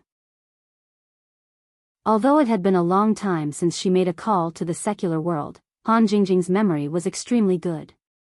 Naturally, she would not forget those numbers. However, after dialing, she was prompted that this phone was prohibited from making international calls. Han Jingjing was speechless. She didn't expect to encounter such a thing. It seemed that this Johansson was indeed a pauper who liked to show off.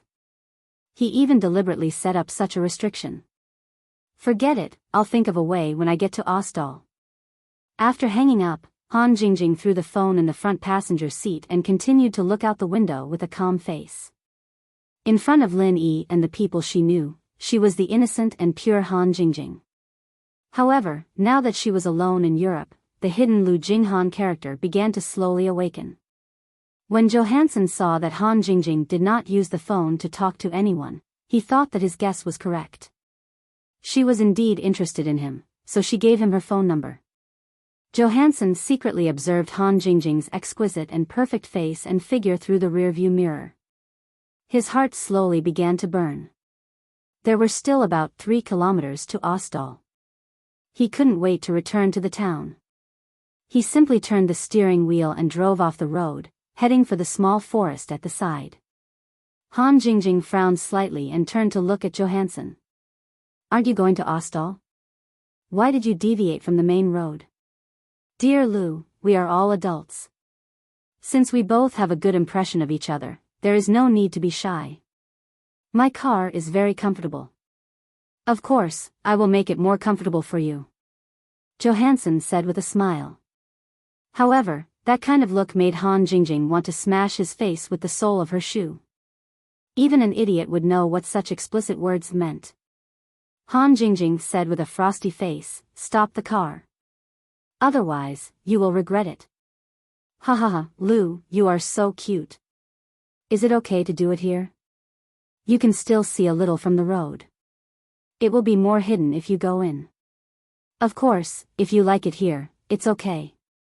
I have no opinion, and I promise you will not regret it. Johansson had a dirty smile on his face and deliberately distorted Han Jingjing's meaning. In his opinion, Han Jingjing just happened to come here to play, and she left her phone number in his phone. Obviously, she was not an old-fashioned woman. It was not a problem to bring her to play in the forest. Even if Han Jingjing was not willing, it was not up to her. Johansson's brain was now filled with lust. He desperately wanted to rape Han Jingjing. Han Jingjing suddenly quieted down and looked at Johansson coldly. If she wanted to kill this idiot, it was just a matter of moving her fingers. Even if Han Jingjing did not practice or fight, her strength was real. Johansson suddenly felt a chill in his heart. Although he did not understand, he did not want to continue driving in. Seeing that the road was already blurred, he estimated that this place was remote enough, so he simply stopped the car. After putting down the back of the front seat, Johansson turned and said with a smile, "Baby, come on. Do you want to take it off yourself or do you want me to help you?" As he spoke, he reached out to touch Han Jingjing's pretty face. He did not even think about whether Han Jingjing would resist or not. Han Jingjing raised her eyebrows and suddenly reached out to grab Johansson's palm. She gently twisted it back. With a slight cracking sound, Johansson's palm directly turned back 180 degrees.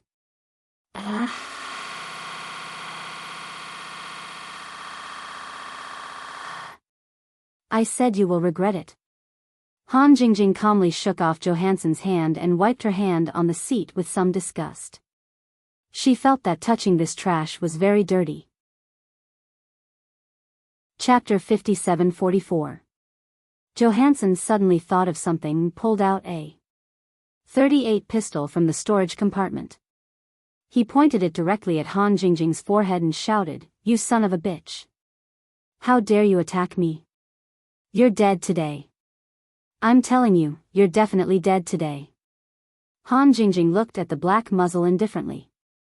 The spirit was not afraid of the bullets of this kind of pistol.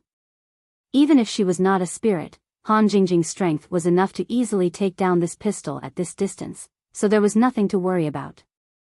Johansson gritted his teeth with a ferocious look and said, "Bitch, take off all your clothes. I'll ask you for compensation today, and then I'll deal with you." Although the pain of the fracture in his left wrist made Johansson's forehead break out in a cold sweat, he would not be reconciled if he did not have sex with Han Jingjing a few times. Han Jingjing snorted twice as a mockery of Johansson's words. Then she reached out again and grabbed his right wrist. There was another crisp sound, and the .38 pistol fell directly into Han Jingjing's hand. Johansson screamed again, sweating all over. That kind of bone-piercing pain was definitely not a joke. Looking at his pale face, it was likely that he would faint at any time. "I just wanted to teach you a lesson, but your ability to make me angry is not bad. Now you should be satisfied, right?" Han Jingjing said with a faint smile. She pinched the pistol and broke it, then threw it out of the car window. Johansson looked at Han Jingjing in fear. This girl, who was as beautiful as an angel, was simply as terrible as the devil. "As compensation, I'll take your car first, as well as your cash and mobile phone." Han Jingjing didn't know how to get some money to make an international call, and it just so happened that this Johansson came to her door. Since he wanted to rob her, Han Jingjing didn't mind robbing him in return. Without waiting for Johansson to speak, Han Jingjing nimbly got to the front seat, then opened the door and kicked Johansson out. Of course, his wallet was already in Han Jingjing's hand, but Han Jingjing might have been focusing on the wallet, so she didn't pay much attention to the position when she kicked him. When Johansson flew out, he seemed to have heard the terrible sound of an egg breaking. Han Jingjing didn't care about the guy's screams. She closed the car door and drove away. Anyway, this guy shouldn't die. After a while, when he didn't feel so much pain, he could walk to the road and ask for help. Johansson was lying on the ground with cold sweat all over his forehead. His body was curled up like a shrimp, and he looked at his car in despair as it sped away. He didn't expect that a seemingly normal hunting trip would turn out like this. Han Jingjing suddenly stopped the car and stretched her hand out of the window. In her hand was a bag of white powder. This was what Johansson cared about the most, a bag of heroin. The pistol from before was placed together with the heroin. Han Jingjing happened to see it in the open storage compartment, and suddenly felt that she was too kind to Johansson. Obviously, she couldn't consume so many drugs by herself. Johansson should be transporting drugs, so he had a pistol. She just didn't expect that this guy would still have the mood to look for women when transporting drugs. He really deserved it. Seeing the white powder pouring out of the transparent bag in Han Jingjing's hand and then drifting away with the wind, Johansson was completely desperate. Even the pain of his egg breaking couldn't compare to the unbearable pain of watching all this happen. Without this batch of goods, he could only hide his identity and flee. Otherwise, he would definitely die a more miserable death. After dealing with the drugs, Han Jingjing continued to drive. As for whether Johansson was dead or alive, she didn't care at all. This kind of trash would only be better for the world if he died. Austin arrived soon. Han Jingjing parked the bumblebee at a remote intersection and then took out all the euros in Johansson's wallet. The wallet was thrown under the car seat. Han Jingjing didn't plan to continue to use this car, so she didn't pull out the key. The most important thing now was to contact the people in Huaxia and figure out the situation of Lin Yi first, and then ask someone to pick her up. The stack of notes in Johansson's wallet was about 400 or 500 euros. It seemed to be a little less for a drug dealer, but it was enough for Han Jingjing. Pushing the door open, Han Jingjing was just about to get out of the car when she found that something was wrong. This place was originally not a place where cars came and went, but now there were two cars rushing over at a very fast speed. The target was obviously Han Jingjing's bumblebee. Because of Johansson's particularity, Han Jingjing felt that she might have been targeted. She released her divine awareness a little and became more and more sure of this. The Europeans in the two cars were holding guns in their hands. The evil forces here are so rampant. They dare to come with guns in broad daylight. Han Jingjing whispered. She lowered her body and quickly rushed into the alley next to her. She was not afraid of bullets, but she was afraid of trouble. Whether these people were coming for her or not, it was the best choice to get rid of them as soon as possible. As for continuing to drive and race with them, it was not a movie. Was it necessary? Catch that woman, don't let her run away. As soon as Han Jingjing entered the alley, someone shouted and chased after her. It was a person from one of the cars who jumped out. Another person went to check the car that Han Jingjing had abandoned and shouted, "Johansson is not here, and there is nothing left except a wallet." It really has something to do with that idiot. It's really annoying. I just wanted to hitch a ride. Why are there so many things? Han Jingjing stood on the roof of a 2-story building and looked at the guys who were chasing her below. She snorted softly. The other party found her so quickly. It should be that the car had been installed with a positioning device. It was estimated that when the idiot Johansson turned into the woods, he had already been noticed by them. Otherwise, they wouldn't have found Han Jingjing so quickly. Deviating from the scheduled route meant that there was an accident. Although they returned to Ostall immediately, they didn't go to the place they had agreed to meet. It would be strange if they didn't come to investigate. Chapter 57:45. Looking at their posture, they would not stop until they found Han Jingjing. In this place, the power of these guys seemed to be very strong. No one dared to say anything with a gun in the daytime. Han Jingjing was not worried about falling into their hands. She just didn't want to waste time, so she simply sneaked into the house under her feet and found a phone to use first. Before sneaking in, Han Jingjing certainly used her divine awareness to make sure that there was no one inside. In such a close place, her divine awareness was still competent. The first call, Han Jingjing did not call back to the Liu family. Compared with the relationship with Lin Yi, the Liu family without her was far less powerful than Kang Xiaobo, Lai Changyi, and others. So Han Jingjing directly called Lai Changyi. The two had business dealings before, so she still remembered his number. After a few rings, the other side connected. "Hello, who is this?" Lai Changyi said directly in English because the number showed that it was from Europe. He thought it was someone from the Buffon family looking for him. "Lai Changyi? I'm Han Jingjing." Han Jingjing certainly had no problem communicating in English, but the two Huaxia people were on the phone. Of course, they spoke directly in Huaxia language. Lai Changyi seemed to be stunned, and then he cried out, "Han Jingjing? Lu Jinghan? No, sister-in-law, you're back too." Lai Changyi and others certainly knew Han Jingjing's identity. Suddenly hearing Han Jingjing's voice, Lai Changyi suddenly became excited. This was the second person to come back from Heaven Stage Island besides Lin Yi. How could he not be excited? Han Jingjing did not beat around the bush. She asked directly, "Where is brother Lin Yi? Is there something wrong with him?" "Jingjing, sister-in-law, you know." "Yes, the boss has been in a coma for more than 10 days. Although there are no scars, he just doesn't wake up." "Sister-in-law, are you in Europe now? Can you come back as soon as possible to think of a way?" Lai Changyi did not talk nonsense. He simply explained the situation and asked Han Jingjing if she could go back. At this time, Han Jingjing came back from Heaven Stage Island. There was no need to ask that she came back for Lin Yi. Otherwise, she would not ask if there was something wrong with Lin Yi. Brother Lin Yi has been in a coma for more than 10 days? Has there been no response? Han Jingjing frowned. It made sense that Lin Yi's main body was unconscious on Sky Class Island, since his soul had been projected to the common world, but what did it mean when his soul was unconscious in the common world?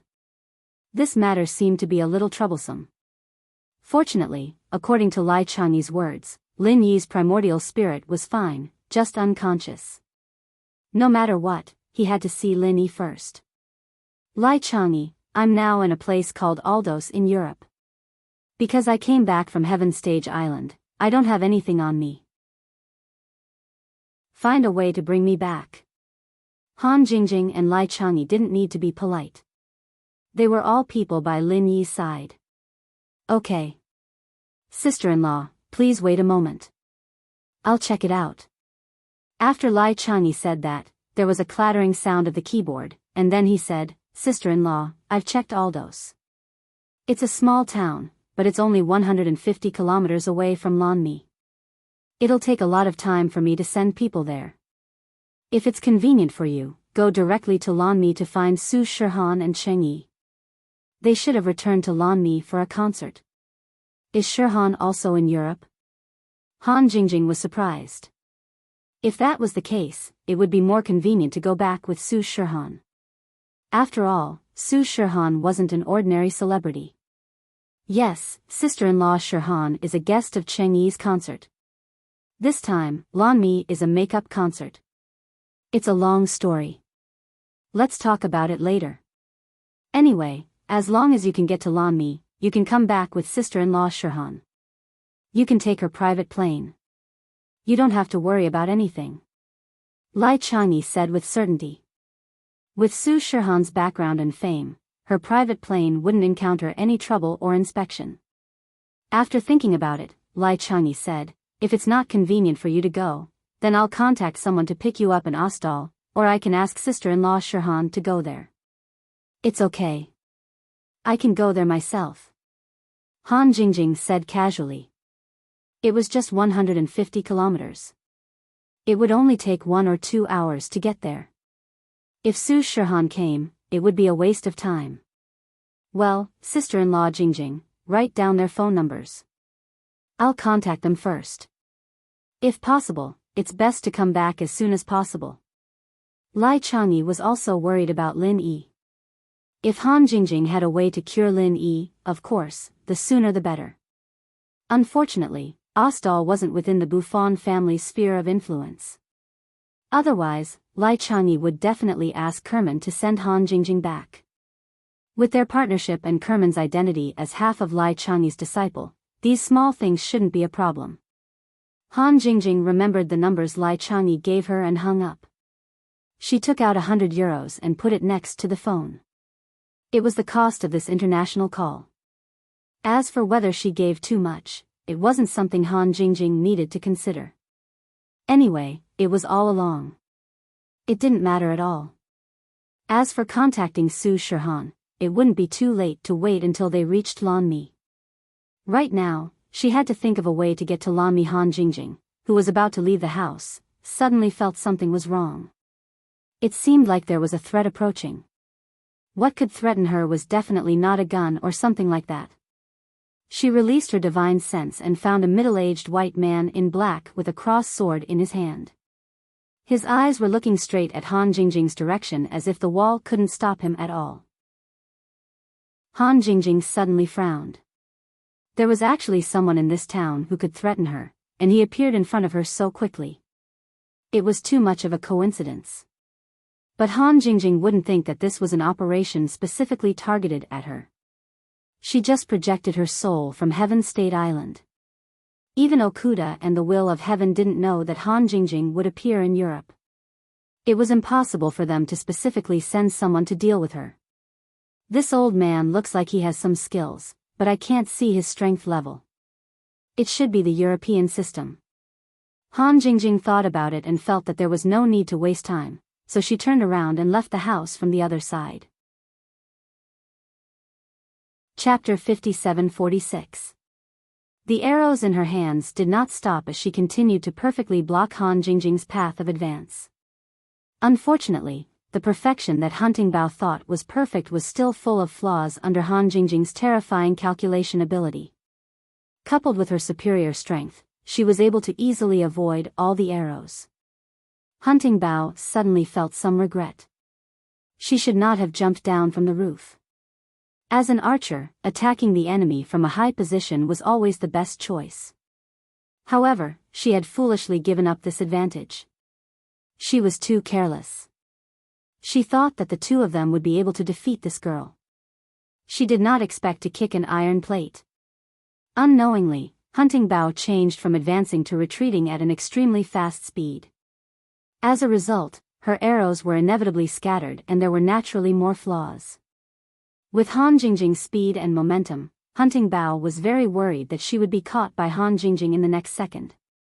However, what surprised her was that Han Jingjing, who clearly had the opportunity to deal with her, suddenly changed direction again. Black Shirt, who had rushed over to help, was shocked. He thought that Han Jingjing would not be able to easily change direction with such a fast speed. However, Han Jingjing seemed to completely ignore the effect of inertia and change direction at a large angle without any difficulty. Black Shirt, who originally wanted to help Hunting Bao and sneak attack Han Jingjing, was now facing Han Jingjing head-on. The distance between the two of them continued to decrease. Hunting Bao's expression changed greatly. Only now did he understand that Han Jingjing's target had always been black dress. The sudden attack just now was just a feint. Not only could it disrupt her rhythm, but it could also attract black dress over. It was indeed a good plan. Seeing that Han Jingjing was about to face Black Shirt again, Hunting Bao could only try her best to shoot an arrow in an attempt to interfere with Han Jingjing's movement. Unfortunately, this arrow did not even touch Han Jingjing's shadow. When two enemies meet on a narrow path, the courageous wins. As a veteran spirit hunter, Black Shirt was very clear of this principle. Therefore, when he realized that he had fallen into a trap, he did not have the slightest intention of retreating. Instead, he stimulated all his potential and fiercely stabbed his cross blade towards Han Jingjing's forehead. Out of all the methods of attack, stabbing in a straight line was the fastest and closest. Furthermore, both of them were approaching each other at the same time. Black Shirt even had the illusion that Han Jingjing had placed her forehead on the cross blade's tip. Then, He realized that it was just an illusion. Han Jingjing left him an unfathomable smile, and then disappeared in an instant. Whether it was the stab from the cross blade or the arrow from the composite bow, none of them touched Han Jingjing at all. This was because Han Jingjing had already moved to the side of Black Clothed. She casually kicked out and hit Black Clothed's leg. No matter how strong a body was, there would always be a weakness. For example, the bend of the leg. He, who was rushing over at full speed, did not expect that he would be kicked by Han Jingjing in this place. Before he could fully exert his strength, his kneecap was broken by a huge force. To be more precise, half of it was his own strength. Because of the sudden change, his own strength was folded, and he broke one of his legs. The black-clothed man, who had lost his center of gravity, tumbled to the side like a galloping horse, making a loud noise. His cross blade, in particular, finally broke free of his control. Han Jingjing did not stop at all. She passed by He and burst forth with her full speed, rushing towards Hunting Bao's position like lightning. Although Han Jingjing's speed was fast, she had held back at least 30% of her strength. Hunting Bao was completely unprepared for this sudden burst of speed. After all, she felt that Han Jingjing's previous dodging movements were already her limit. This time, Hunting Bao did not even have time to shoot another arrow. Han Jingjing had already appeared in front of her. In a moment of desperation, Hunting Bao directly used the composite bow as a weapon. She waved it and smashed it towards Han Jingjing. However, after getting close to Han Jingjing, Hunting Bao was indeed a weak chicken. Han Jingjing casually reached out and grabbed Hunting Bao's wrist that was holding the composite bow. With a little force, Hunting Bao's wrist was broken. Hunting Bao let out a soft groan. She could not bear the pain. Her body leaned back, revealing her hot body wrapped in leather. Unfortunately, Han Jingjing was not a man. Of course, she had no interest in this scene. "Who are you people? Why did you sneak attack me?" Han Jingjing asked coldly. Hunting Bao's broken wrist was still in her grasp. Because Han Jingjing was still pushing and pulling, Hunting Bao was already kneeling on the ground on one knee. Her body leaned back a lot, as if she was pulling a fully drawn bow. "I'm sorry, we were wrong. Please forgive us this once." Hunting Bao's beautiful eyes were about to tear up. She could not be bothered to answer the question and immediately began to beg for mercy. He, who was lying on the ground, could not get up for a moment. Her face was pale and cold sweat flowed down. She looked at Han Jingjing with a look of extreme reverence. Towards Hunting Bao's begging, she immediately acquiesced. Although Han Jingjing seemed to be busy going back and forth, the three of them had actually exchanged blows in an instant. At most, it had only been a few seconds before the entire battle was over. Answer the question, don't talk nonsense. Han Jingjing pushed back again and said coldly. Hunting Bao snorted again and hurriedly replied, the two of us are spirit hunters, and we specialize in finding spirits that wander between heaven and earth. Many of them are evil spirits and vengeful spirits. After killing them, we collect the purest soul energy in exchange for rewards. This time, we were blind and wanted to kill you, but in the end, we offended you. Please let us go. I still have some collected soul power here. I am willing to give it to you as a token of apology. Let me see. Don't play tricks. Although Han Jingjing did not know what soul power was, she did not reveal it. She directly asked Hunting Bao for soul power to see. Of course, Hunting Bao did not dare to play any tricks. If their strengths were similar, she would have the thought of resisting and looking for an opportunity to escape. But now, she did not have such thoughts at all. She only hoped that she could smoothly exchange her life for Han Jingjing's. Her other unrestrained hand quickly took out a jade bottle from a small pouch on her waist. She handed it to Han Jingjing and said, this is my soul-gathering bottle. All the collected soul power is in here. Han Jingjing extended her hand and took it. She released her divine sense and scanned it. There did not seem to be any mechanism. Furthermore, when her divine sense entered the jade bottle, Han Jingjing felt that her primordial spirit was incomparably comfortable. Her thoughts were also much clearer. It seemed like this was really a good thing. Chapter 57-47. Letting go of Hunting Bao's broken wrist, Han Jingjing didn't have the intention to kill them. She flashed to Black Shirt's side and looked at him with a smile. Black Shirt sighed. He knew that he had suffered a great loss today, but who asked them to come to him? Now if he wanted to live, he could only beg for Han Jingjing's forgiveness.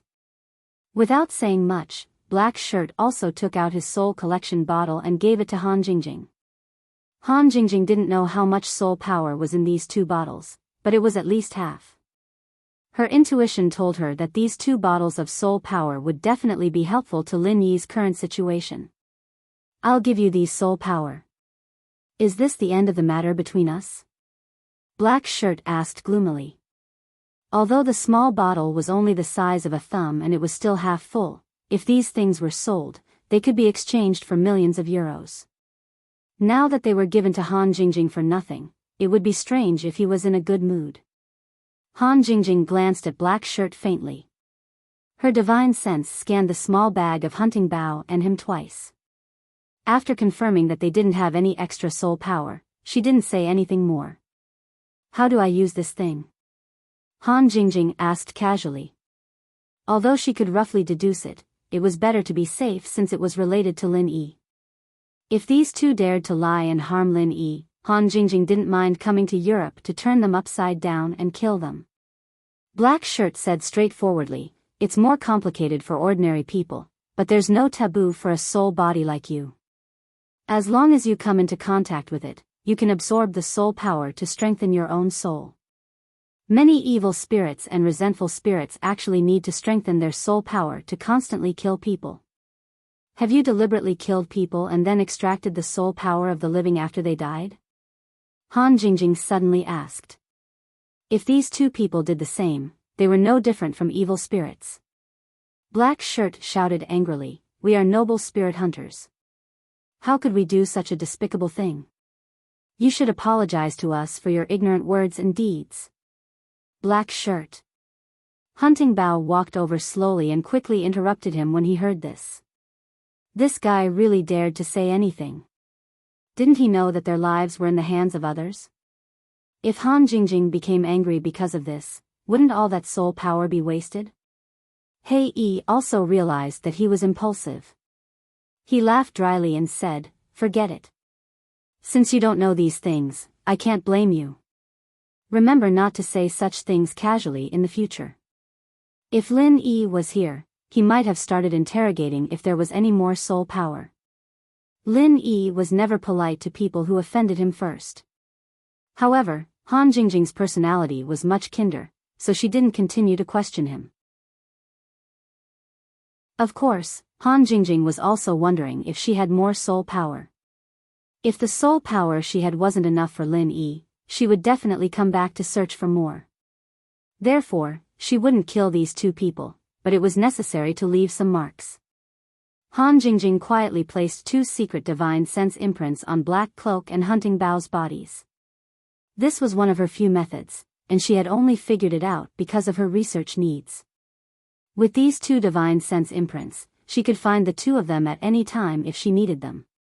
If she didn't need them, it didn't matter if she never met them. Do you have a car? There weren't many people in this small town.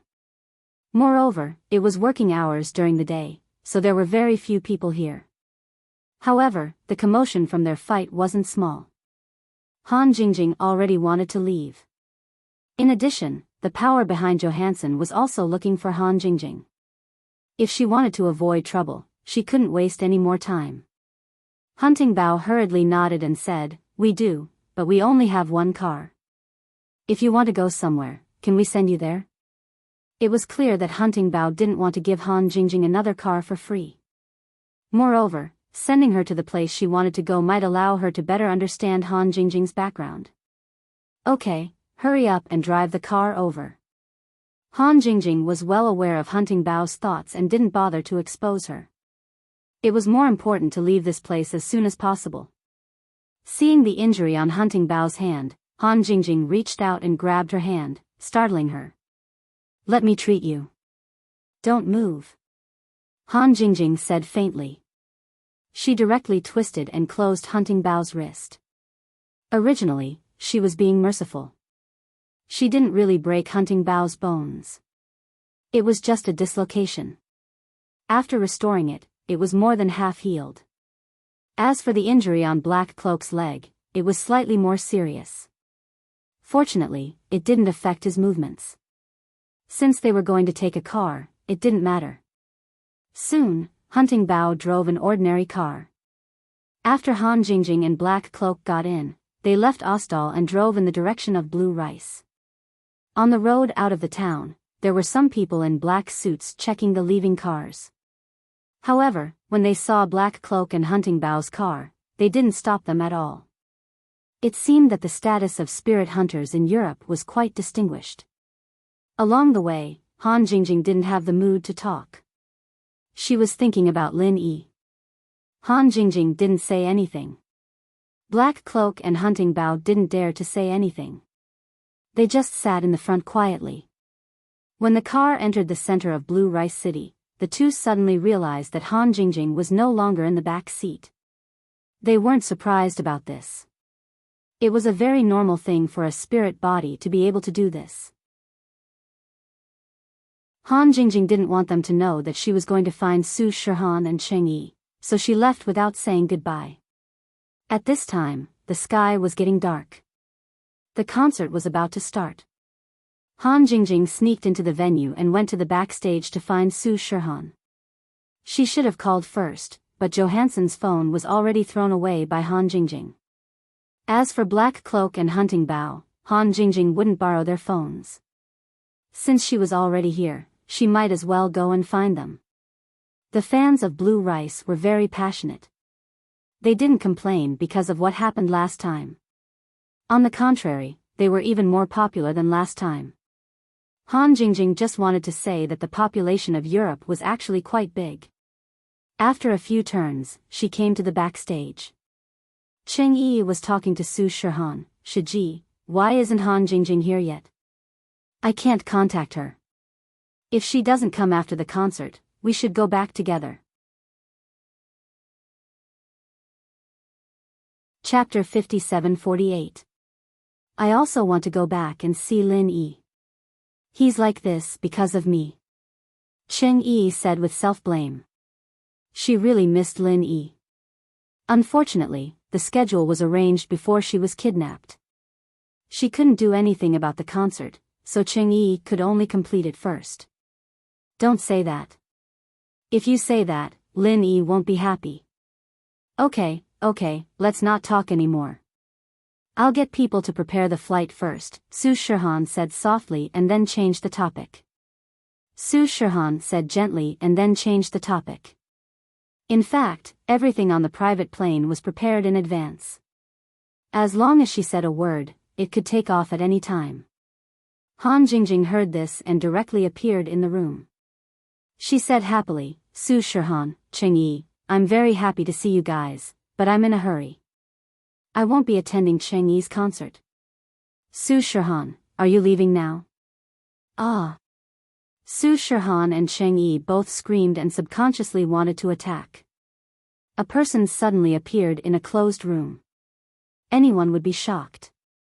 Not to mention, both of them were focused on Lin Yi. Han Jingjing. It's you. You scared me to death. Su Shihan and Cheng Yi calmed down after seeing who it was and stopped their attack. After greeting each other, Su Shihan didn't even bother to go on stage. She directly nodded to Cheng Yi as a farewell and then pulled Han Jingjing to the rooftop of the stadium. There was a small helicopter waiting for them. After the transfer to the airport, the private jet was already waiting for them to fly across the country. Su Shihan's private plane quickly took off from Lanmi. Han Jingjing suddenly remembered that she still had some things to bring in Beijing. So the destination was changed to Beijing City. Originally, Han Jingjing didn't want to go back to the Lu family. However, since she had to get something, she would go over and take a look when she had time. After all, she was also a member of the Lu family. It would be good to go back and take a look. Although Su Shihan wanted to see Lin Yi as soon as possible, but since Han Jingjing said that the thing in Beijing was related to saving Lin Yi, of course, she wouldn't object. However, she didn't plan to go with Han Jingjing to the Lu family. It wasn't suitable for her to go with them. Since she had decided to go back, Han Jingjing informed House Lu beforehand. So when the plane landed, the two most important figures of House Lu, Lu Tianyi and Lu Tianli, came to pick her up personally. There was also the pillar of the younger generation, Han Jingjing's brother Lu Xiaoqiao. Uncle, Dad, and little Chao, why are you all here? Seeing that her family had come to pick her up, Han Jingjing was naturally very happy, and a sincere smile appeared on her face. Jingjing, it's been a while since we've seen you. Of course we had to come see you as soon as we heard you were coming back.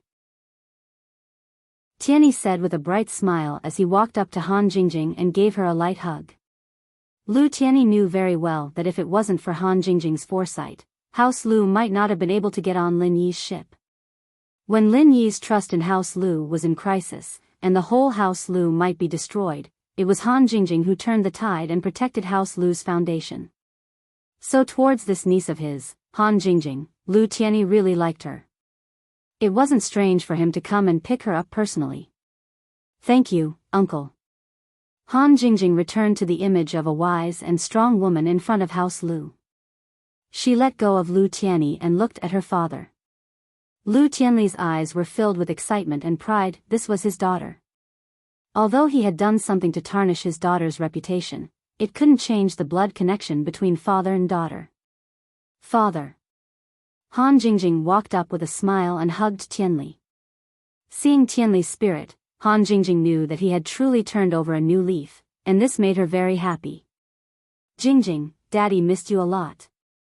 Tianli hugged Han Jingjing, his eyes reddening. After all, this was his daughter, and he wouldn't be able to see her for a few years. It would be a lie to say that he didn't miss her. Daddy, Jingjing missed you too. Han Jingjing's eyes reddened as well. The person she worried about the most in the common world was her father. Luckily, Tianli was doing well this time, and it made her feel much better. Sis. There's still me. Lu Xiaoqiao giggled as he pointed at himself and opened his arms. Han Jingjing, of course, gave him a big hug as well. She smiled, Xiaoqiao, you're finally not that nerdy otaku anymore. I can finally relax. Otherwise, I'll be worried that you won't be able to find a wife if you're always like that. This was, of course, a joke. Lu Xiaoqiao was handsome and knowledgeable, but even if he was ugly and deformed, as long as he had the halo of being the young master of House Lu, the number of women who wanted to marry him would be enough to line up from the Lu house's gate to the suburbs of Yanjing. The family chatted for a bit before getting into the car. Lu Xiaoqiao drove himself, and Lu Tianyi and Lu Tianli talked with Han Jingjing. This was definitely a treatment that only a minister or above could enjoy. "Grandpa, how's your body?" Han Jingjing asked about Elder Lu and learned that the old man was in good health, but he didn't care about politics anymore. He wasn't in Yanjing at the moment either, but had gone to the south to recuperate. Lu Tianyi and the other juniors would make time to visit him every week, so the old man wouldn't feel lonely. Han Jingjing nodded, so Grandpa went to the south. "Then let's not go home, let's go to the company. I need to get some stuff, and then we'll go to Songshan." "So urgent?"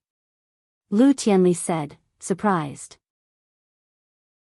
His daughter rarely came back for a few years, and he didn't want to miss this reunion. "Yeah, some things are more urgent. I'll come back after I'm done." Han Jingjing guessed that House Lu didn't know about Lin Yi's coma yet, so she didn't say it out loud. Lin Yi had enemies in the common world, and it wouldn't do Lin Yi any good if the news got out. Han Jingjing, of course, knew the gravity of the situation. "Are you going to find brother-in-law?" "He came here once before." Lu Xiaoqiao didn't turn back, but his guess was pretty close. Han Jingjing's heart warmed. Lin Yi still remembered to visit House Lu for her, which meant that he had a place in his heart. She wanted to go back to Songshan to see Lin Yi as soon as possible. Chapter 57-49. If Han Jingjing was going to look for Lin Yi, then Tianli wouldn't have a problem. Thinking of Fan Jian, he wanted to plead for him. Han Jingjing frowned. Of course she knew who Fan Jian was. In fact, she didn't have much of a good impression of this cousin of hers. He was just a spoiled brat, trying to distance himself from House Lu before even asking for their help when House Lu was in trouble. Now that House Lu was rich, he was rushing to help them. This type of person would never be welcomed anywhere. "Dad, why did you bring him up?" Han Jingjing asked curiously. It was rare for the family to get together, and bringing up someone like this would only waste time and affect their mood. Tianli laughed. "He's your cousin after all. He seemed to have offended Lin Yi before. If there's a chance, you should apologize for him in front of Lin Yi. It's not a big deal, it's all for your mom's sake." Lu Xiaoqiao, who was driving, curled his lips in disdain. If it weren't for his sister, he would have beaten that Fan Jian up. But since Tianli was talking, he didn't want to interrupt. Han Jingjing couldn't be bothered to ask how Fan Jian offended Lin Yi. With Lin Yi's level, there was no way he would care about a small fry like this. Even Han Jingjing herself didn't care about this Fan Jian. "All right, I'll mention it when there's a chance," Han Jingjing said half-heartedly. The main thing right now was to wake up Lin Yi. As for Fan Jian, she'll think about it when he remembers. Tianli didn't really care about Fan Jian either. If it weren't for the fact that Fan Jian had come to him crying and begging for mercy, he wouldn't have mentioned this guy when he saw his daughter. Offended Lin Yi? Even if Lin Yi was his son-in-law, he wouldn't dare to offend him at all. Fan Jian was the one who did this to himself, so who could he blame? Soon, the car arrived at the Lu Group's skyscraper. It was already night, but the most important people of House Lu were already here. The employees who had been notified were naturally waiting respectfully in the parking lot. Han Jingjing didn't mind at all as she waved her hand to dismiss them. She then took the elevator to the top floor. Her office was still the same. In the beginning, this was Tianli's office, and after she took it over, it became hers. It was precisely because of this that Tianli had the chance to steal the information from the safe, but after Han Jingjing handed the company back to Tianli, this place was left empty by Tianli. Other than cleaning work, no one was allowed to enter. As for Lu Tianli himself, he found another room to use as his office, and so when Han Jingjing came in, she realized that it was exactly the same as before. Even the position of the furniture on the desk was exactly the same.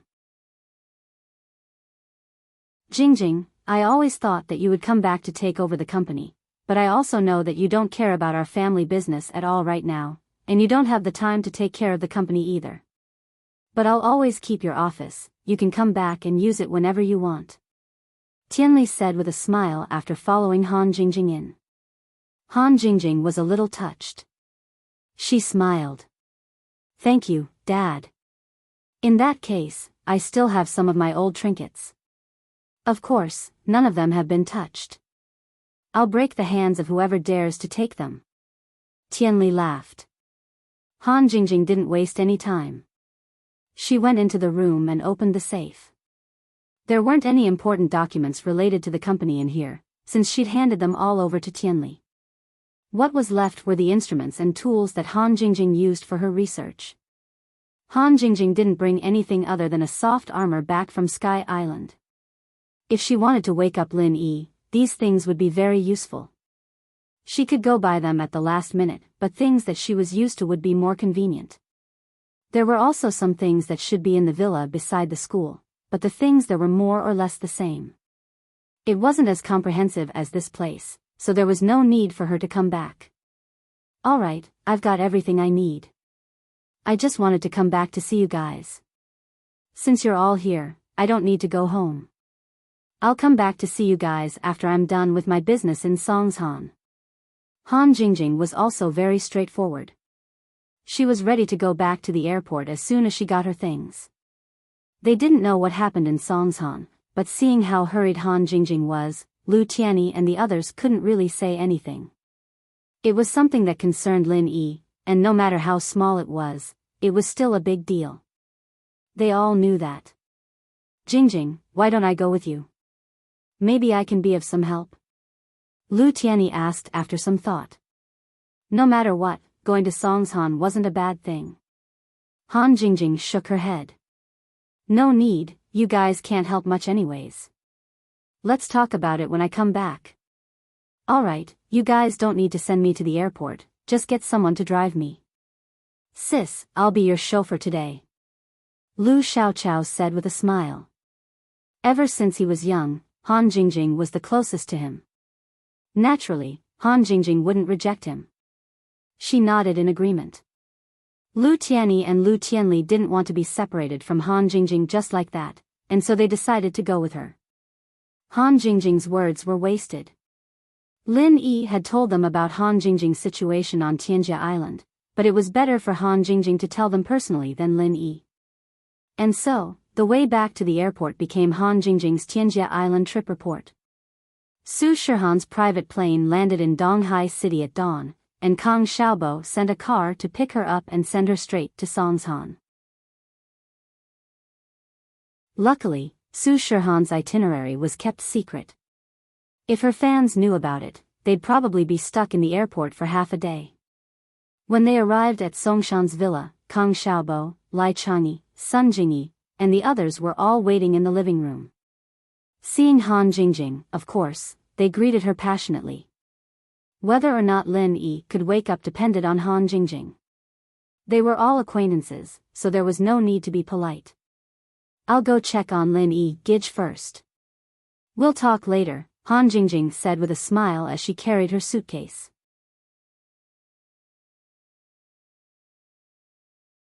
Chapter 5750. In fact, those who were in this villa were the closest people to Lin Yi. There was really no need to be too particular. Han Jingjing didn't waste any more time and quickly went upstairs to Lin Yi's room. Lin Yi's primordial spirit lying on the bed didn't seem to have any abnormalities on the surface. If it wasn't for the difference in the room, it would look exactly the same as Lin Yi's body on Heaven Island. Even the posture was exactly the same. Big brother Lin Yi, Jingjing, is here. Han Jingjing rushed to the bed and put down the box in her hand. She reached out and held Lin Yi's hand and said firmly, Big brother Lin Yi, don't worry. Jingjing will definitely wake you up. Su Shihan was the second to come in. She was also very worried about Lin Yi, but seeing Han Jingjing's expression, she was too embarrassed to do the same. She could only stand by the door and watch without saying anything. She didn't continue to enter the room, and the people behind her also stopped. After Han Jingjing finished speaking, she let go of Lin Yi's hand and turned around to open the box. She took out all the tools and instruments inside one by one. Jing Jing, what are you doing? Su Shihan couldn't help but ask. In fact, she wanted to ask more about Lin Yi's situation. It was just that Han Jingjing didn't seem to be doing any checks, so she didn't ask. Han Jingjing continued to put things out and said without turning her head, I just took a look. There is nothing wrong with Lin Yi's primordial spirit. Although it suffered a lot of damage, it only made Lin Yi's primordial spirit a little weaker. It shouldn't be like this. What is going on? I need to do a more detailed check. As she spoke, Han Jingjing had already started to dismantle some of the instruments and reassembled them into new ones. She also asked Kang Xiaobo to bring all the laptops, TVs, and phones in the villa for her to temporarily use as peripherals. The entire room was quickly filled with scattered components, and around Lin Yi's bed, there were 6 new pillar-shaped electronic devices. It looked a little ugly, but the people at the door didn't understand it, but they thought it was awesome. When Han Jingjing made these things, they made a lot of noise, but no one thought there was a problem. If the noise could wake up Lin Yi, they didn't mind setting off firecrackers in Lin Yi's ears all day. When the 6 electronic devices were finally connected by Han Jingjing, some messy lines began to appear on her laptop. Han Jingjing's face was slightly happy, as if she was very satisfied with the appearance of these lines. Other than Han Jingjing, no one else could understand what these lines meant. They were afraid of disturbing Han Jingjing, so they didn't dare to ask questions. They just watched quietly as Jingjing quickly typed in lines of commands on her laptop. 10 minutes later, Han Jingjing frowned and muttered, how strange, how could such a situation happen?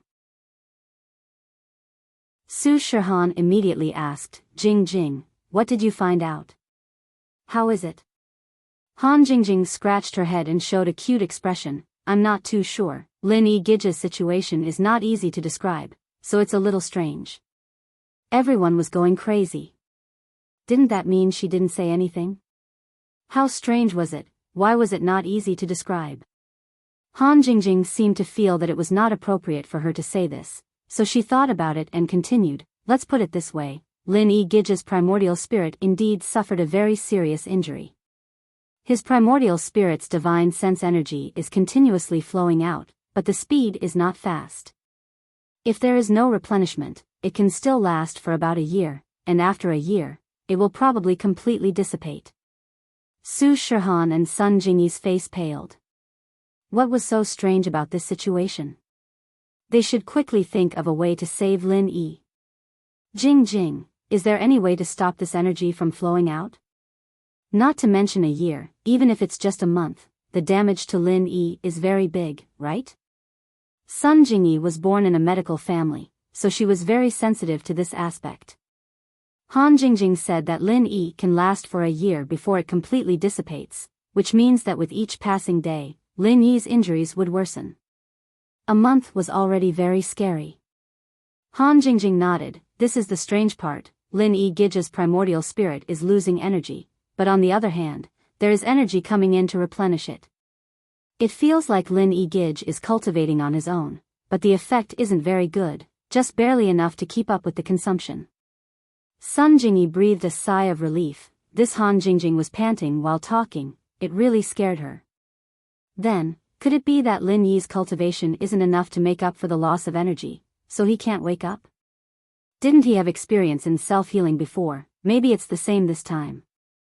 Su Shihan guessed uncertainly, but there was a hint of truth in it. Maybe so. Han Jingjing said casually, only she understood that Lin Yi's primordial spirit was different from his physical injuries. His magical qi might not be of much help to the primordial spirit's injuries. But Su Shihan's words gave Han Jingjing some ideas. Since Lin Yi's energy loss and replenishment were in a balanced state, maybe increasing the replenishment would give Lin Yi a higher chance of waking up. As for how to increase Lin Yi's energy replenishment, Han Jingjing also had a plan. She prepared 6 cylindrical electrical appliances. After some slight changes, she could form a device similar to a spirit gathering array, but this device didn't gather spiritual qi, but soul power. This was the inspiration from the two European spirit hunters. Since there were countless people dying every day in this world, the soul power left behind by their souls before they disappeared, if no one collected it, it would drift between heaven and earth, and after a long time, it would completely disappear. Since this was the case, why not make a device to collect this soul power for Lin Yi's use? A genius like Han Jingjing, of course, wouldn't be like the European spirit hunters, using weapons to fight with souls to collect soul power. She had 2 soul-gathering bottles. Using this as the foundation, it was very easy to make a device similar to a spirit-gathering array. Chapter 57-51. The amount of soul power in the 2 soul-gathering bottles added up was a little more than a whole bottle.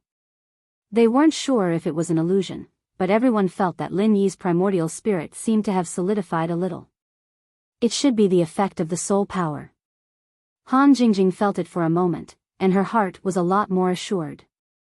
She immediately started to modify the equipment, and very quickly, with the 2 soul-gathering bottles as the core, she completed the special spirit-gathering formation. Although there wasn't a lot of soul power floating around in Songshan City, these strands were equivalent to the last straw that broke the camel's back. It directly broke the balance of consumption and replenishment for Lin Yi, and the balance began to tilt in the direction that was advantageous to Lin Yi. Han Jingjing secretly let out a sigh of relief. This method was really effective, and there was also an unexpected harvest. The dissipated energy from Lin Yi's primordial spirit was mostly recovered by the spirit-gathering formation, and once again became replenishment for Lin Yi. This was equivalent to forming a virtuous cycle, and the effect was even more powerful. If this was the reason why Lin Yi was unconscious, he would probably wake up soon. If it was someone with a wicked heart, they might have started a massacre in Songshan City, and seized the opportunity to collect soul power. But Han Jingjing never had such a thought, so she didn't think that she had made such a terrifying device. If the evil cultivators on Heavenly Island found out about it, it would definitely cause a huge storm of blood. In the space of the jade, Lin Yi suddenly opened his eyes in surprise. He suddenly felt that his primordial spirit's cultivation speed suddenly increased. He didn't know what happened, but this change was quite gratifying. Not only that, Lin Yi also felt that the space of the jade seemed to have a trace of energy that was beneficial to the primordial spirit's cultivation, and this wasn't the original spiritual energy in the space of the jade. Jiao Lao, what's going on? Could it be that the space of the jade has changed? With that mutated dragon Languza following him all day, it was no wonder that Lin Yi's first thought was that the space of the jade had changed. The result was naturally a merciless laugh from Jiao Yazi. Kid, did you become stupid from cultivating? Even if you changed, the space of the jade can't change. Don't think about those useless things, hurry up and cultivate. Actually, Jiao Yazi knew that the extra energy was soul power, but he didn't point it out to Lin Yi, because Jiao Yazi didn't know where the soul power came from. Since Lin Yi's consciousness couldn't go out, Jiao Yazi also couldn't investigate the situation outside. Soul power was the power of a person's soul. It would only leak out after a person died. A normal person could only have a small amount of soul power. Don't look at the small amount that entered the space of the jade, it was at least a dozen people's worth of soul power. Because he knew this, Jiao Yazi purposely hid it. The most important thing now was to connect Lin Yi's primordial spirit with the primordial spirit in the outside world. Everything else wasn't important. It didn't matter if someone was trying to save Lin Yi, since Jiao Yazi couldn't do anything to stop it, he just needed to let Lin Yi cultivate without any burden. At the same time, in the second central base in the outskirts of Songshan, a naked woman floated in a giant glass culture tank. Her head was connected to hundreds of tiny wires, hidden in her long hair. It was almost impossible to see if one didn't pay attention. Jiang Wen, Kang Xiaolong, and the others were all here. Their eyes wandered around the perfect body of the woman, but they didn't dare to show any perverted expressions. The woman's name was Lan Xiaoru, and there were surveillance cameras everywhere in the base. It wouldn't be good if Lan Xiaoru came looking for trouble. Memory implantation complete. Clone body fusion complete. Activated. A stiff electronic voice announced emotionlessly. Following that, the tiny wires left Lan Xiaoru's head, and the culture fluid in the culture tank was slowly emptied. When the water level was lower than Lan Xiaoru's head, she slowly opened her eyes. Her beautiful eyes flashed with a trace of confusion, but it quickly cleared up. Evidently, the fusion of memories had worked, and she was completely awake. As the water level dropped, Lan Xiaoru's body slowly stabilized on the ground. The glass culture tank's sealed door silently sprang open, and Lan Xiaoru walked out confidently, without the slightest shyness or concealment. The first thing Lan Xiaoru said when she walked out wasn't asking for clothes. She asked coldly, "Is Lin Yi dead?" Jiang Wen waved his hand, and the two girls on the side immediately put the clothes on Lan Xiaoru. Jiang Wen bowed and said respectfully, "Respected Miss Lan, congratulations on your new life." "I'm just a clone. What new life can I have? Are you cursing my original body to die?" Lan Xiaoru glanced at Jiang Wen coldly and humphed, "Is Lin Yi dead or not?" Jiang Wen didn't expect his flattery to backfire, but he didn't dare to show any dissatisfaction. Lan Xiaoru was a clone, and her identity was far superior to his, the person in charge of Base 2. He could only continue smiling. "Miss Lan is immortal, my bad. Lin Yi hasn't appeared since the explosion, but Cheng Yi is still holding a concert. I don't think he'll die that easily." Lan Xiaoru looked at the clothes she was wearing. She seemed to be satisfied with Jiang Wen's preparation, but she didn't like his report. "It's been so many days, don't you know how to investigate? What estimate? If Cheng Yi is in the mood to hold a concert, then Lin Yi will be fine. Go find out where he is now." Lan Xiaoru stood in front of Jiang Wen and ordered in an extremely domineering manner. She had to get rid of Lin Yi no matter what. This kind of opportunity wouldn't come by often. "Yes.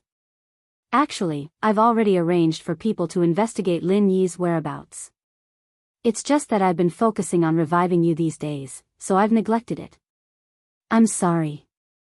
Jiang Wen lowered his head and apologized. He knew Lan Xiaoru's personality very well.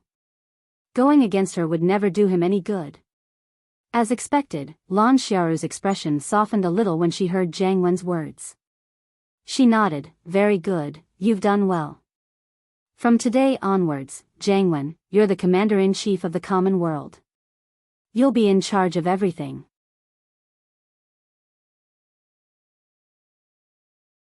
Chapter 57-52. Lan Xiaoru waved her hand and said, "I'll leave the matters of the secular world to you. My position is the chief scientific advisor. In the future, I will focus on improving the technological strength of the center of the secular world, so I don't have time to pay attention to these matters. You are a talent, and we have been observing you for a long time. It's time for you to come out and take charge."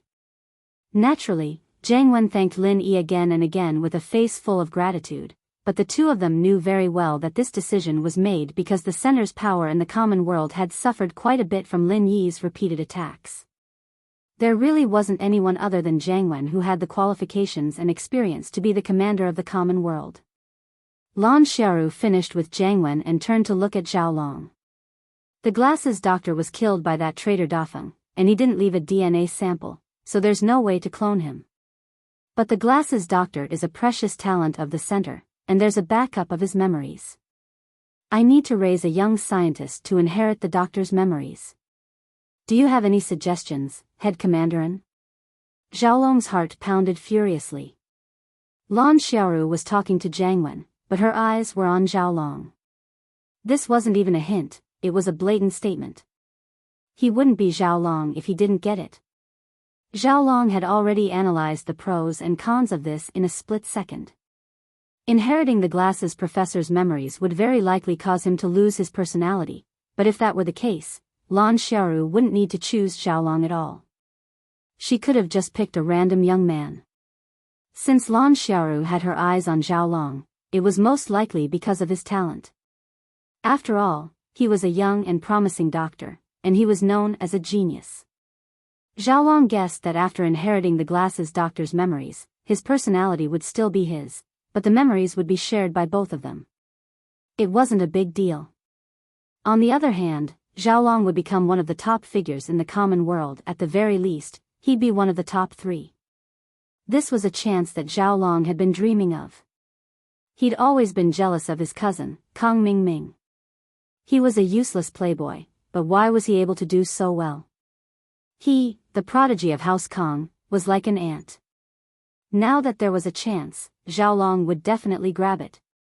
Lan Xiaoru didn't say anything, but Xiaolong was already prepared to say yes. Jiang Wen was a smart man, too. He only needed to glance at Lan Xiaoru to know what she was thinking. He smiled and nodded. What a coincidence, I have a suitable candidate here. At the same time, Jiang Wen reached out and pulled Xiaolong over. Miss Lan should know this Xiaolong, right? Originally, he came from the Central Sanctuary. He has the title of Doctor of Medicine, and his IQ is beyond doubt. Besides, he is Kang Mingming's brother.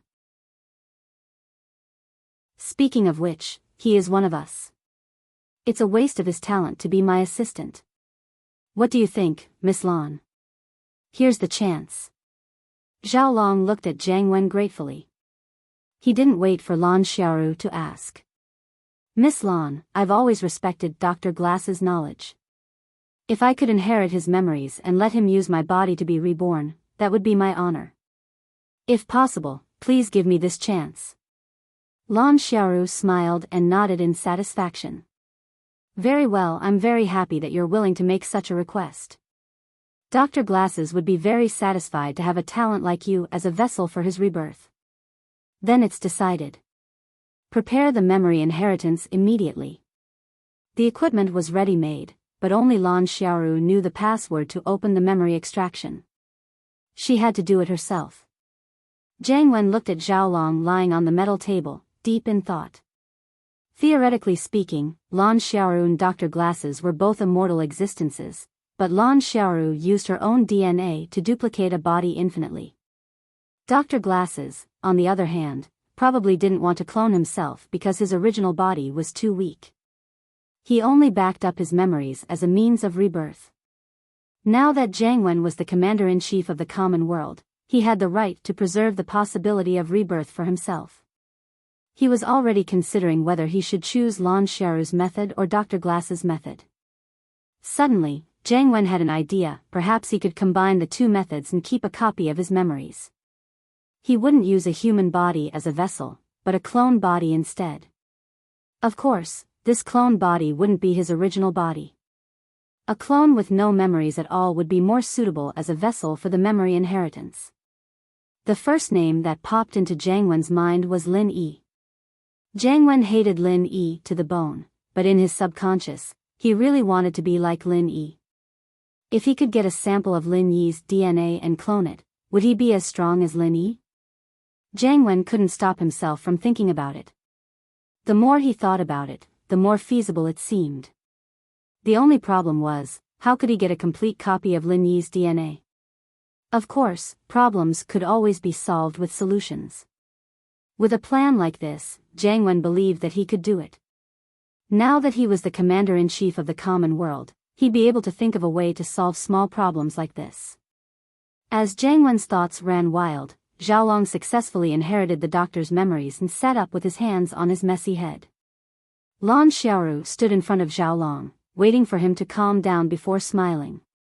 Xiaolong? Or should I keep using Dr. Glasses?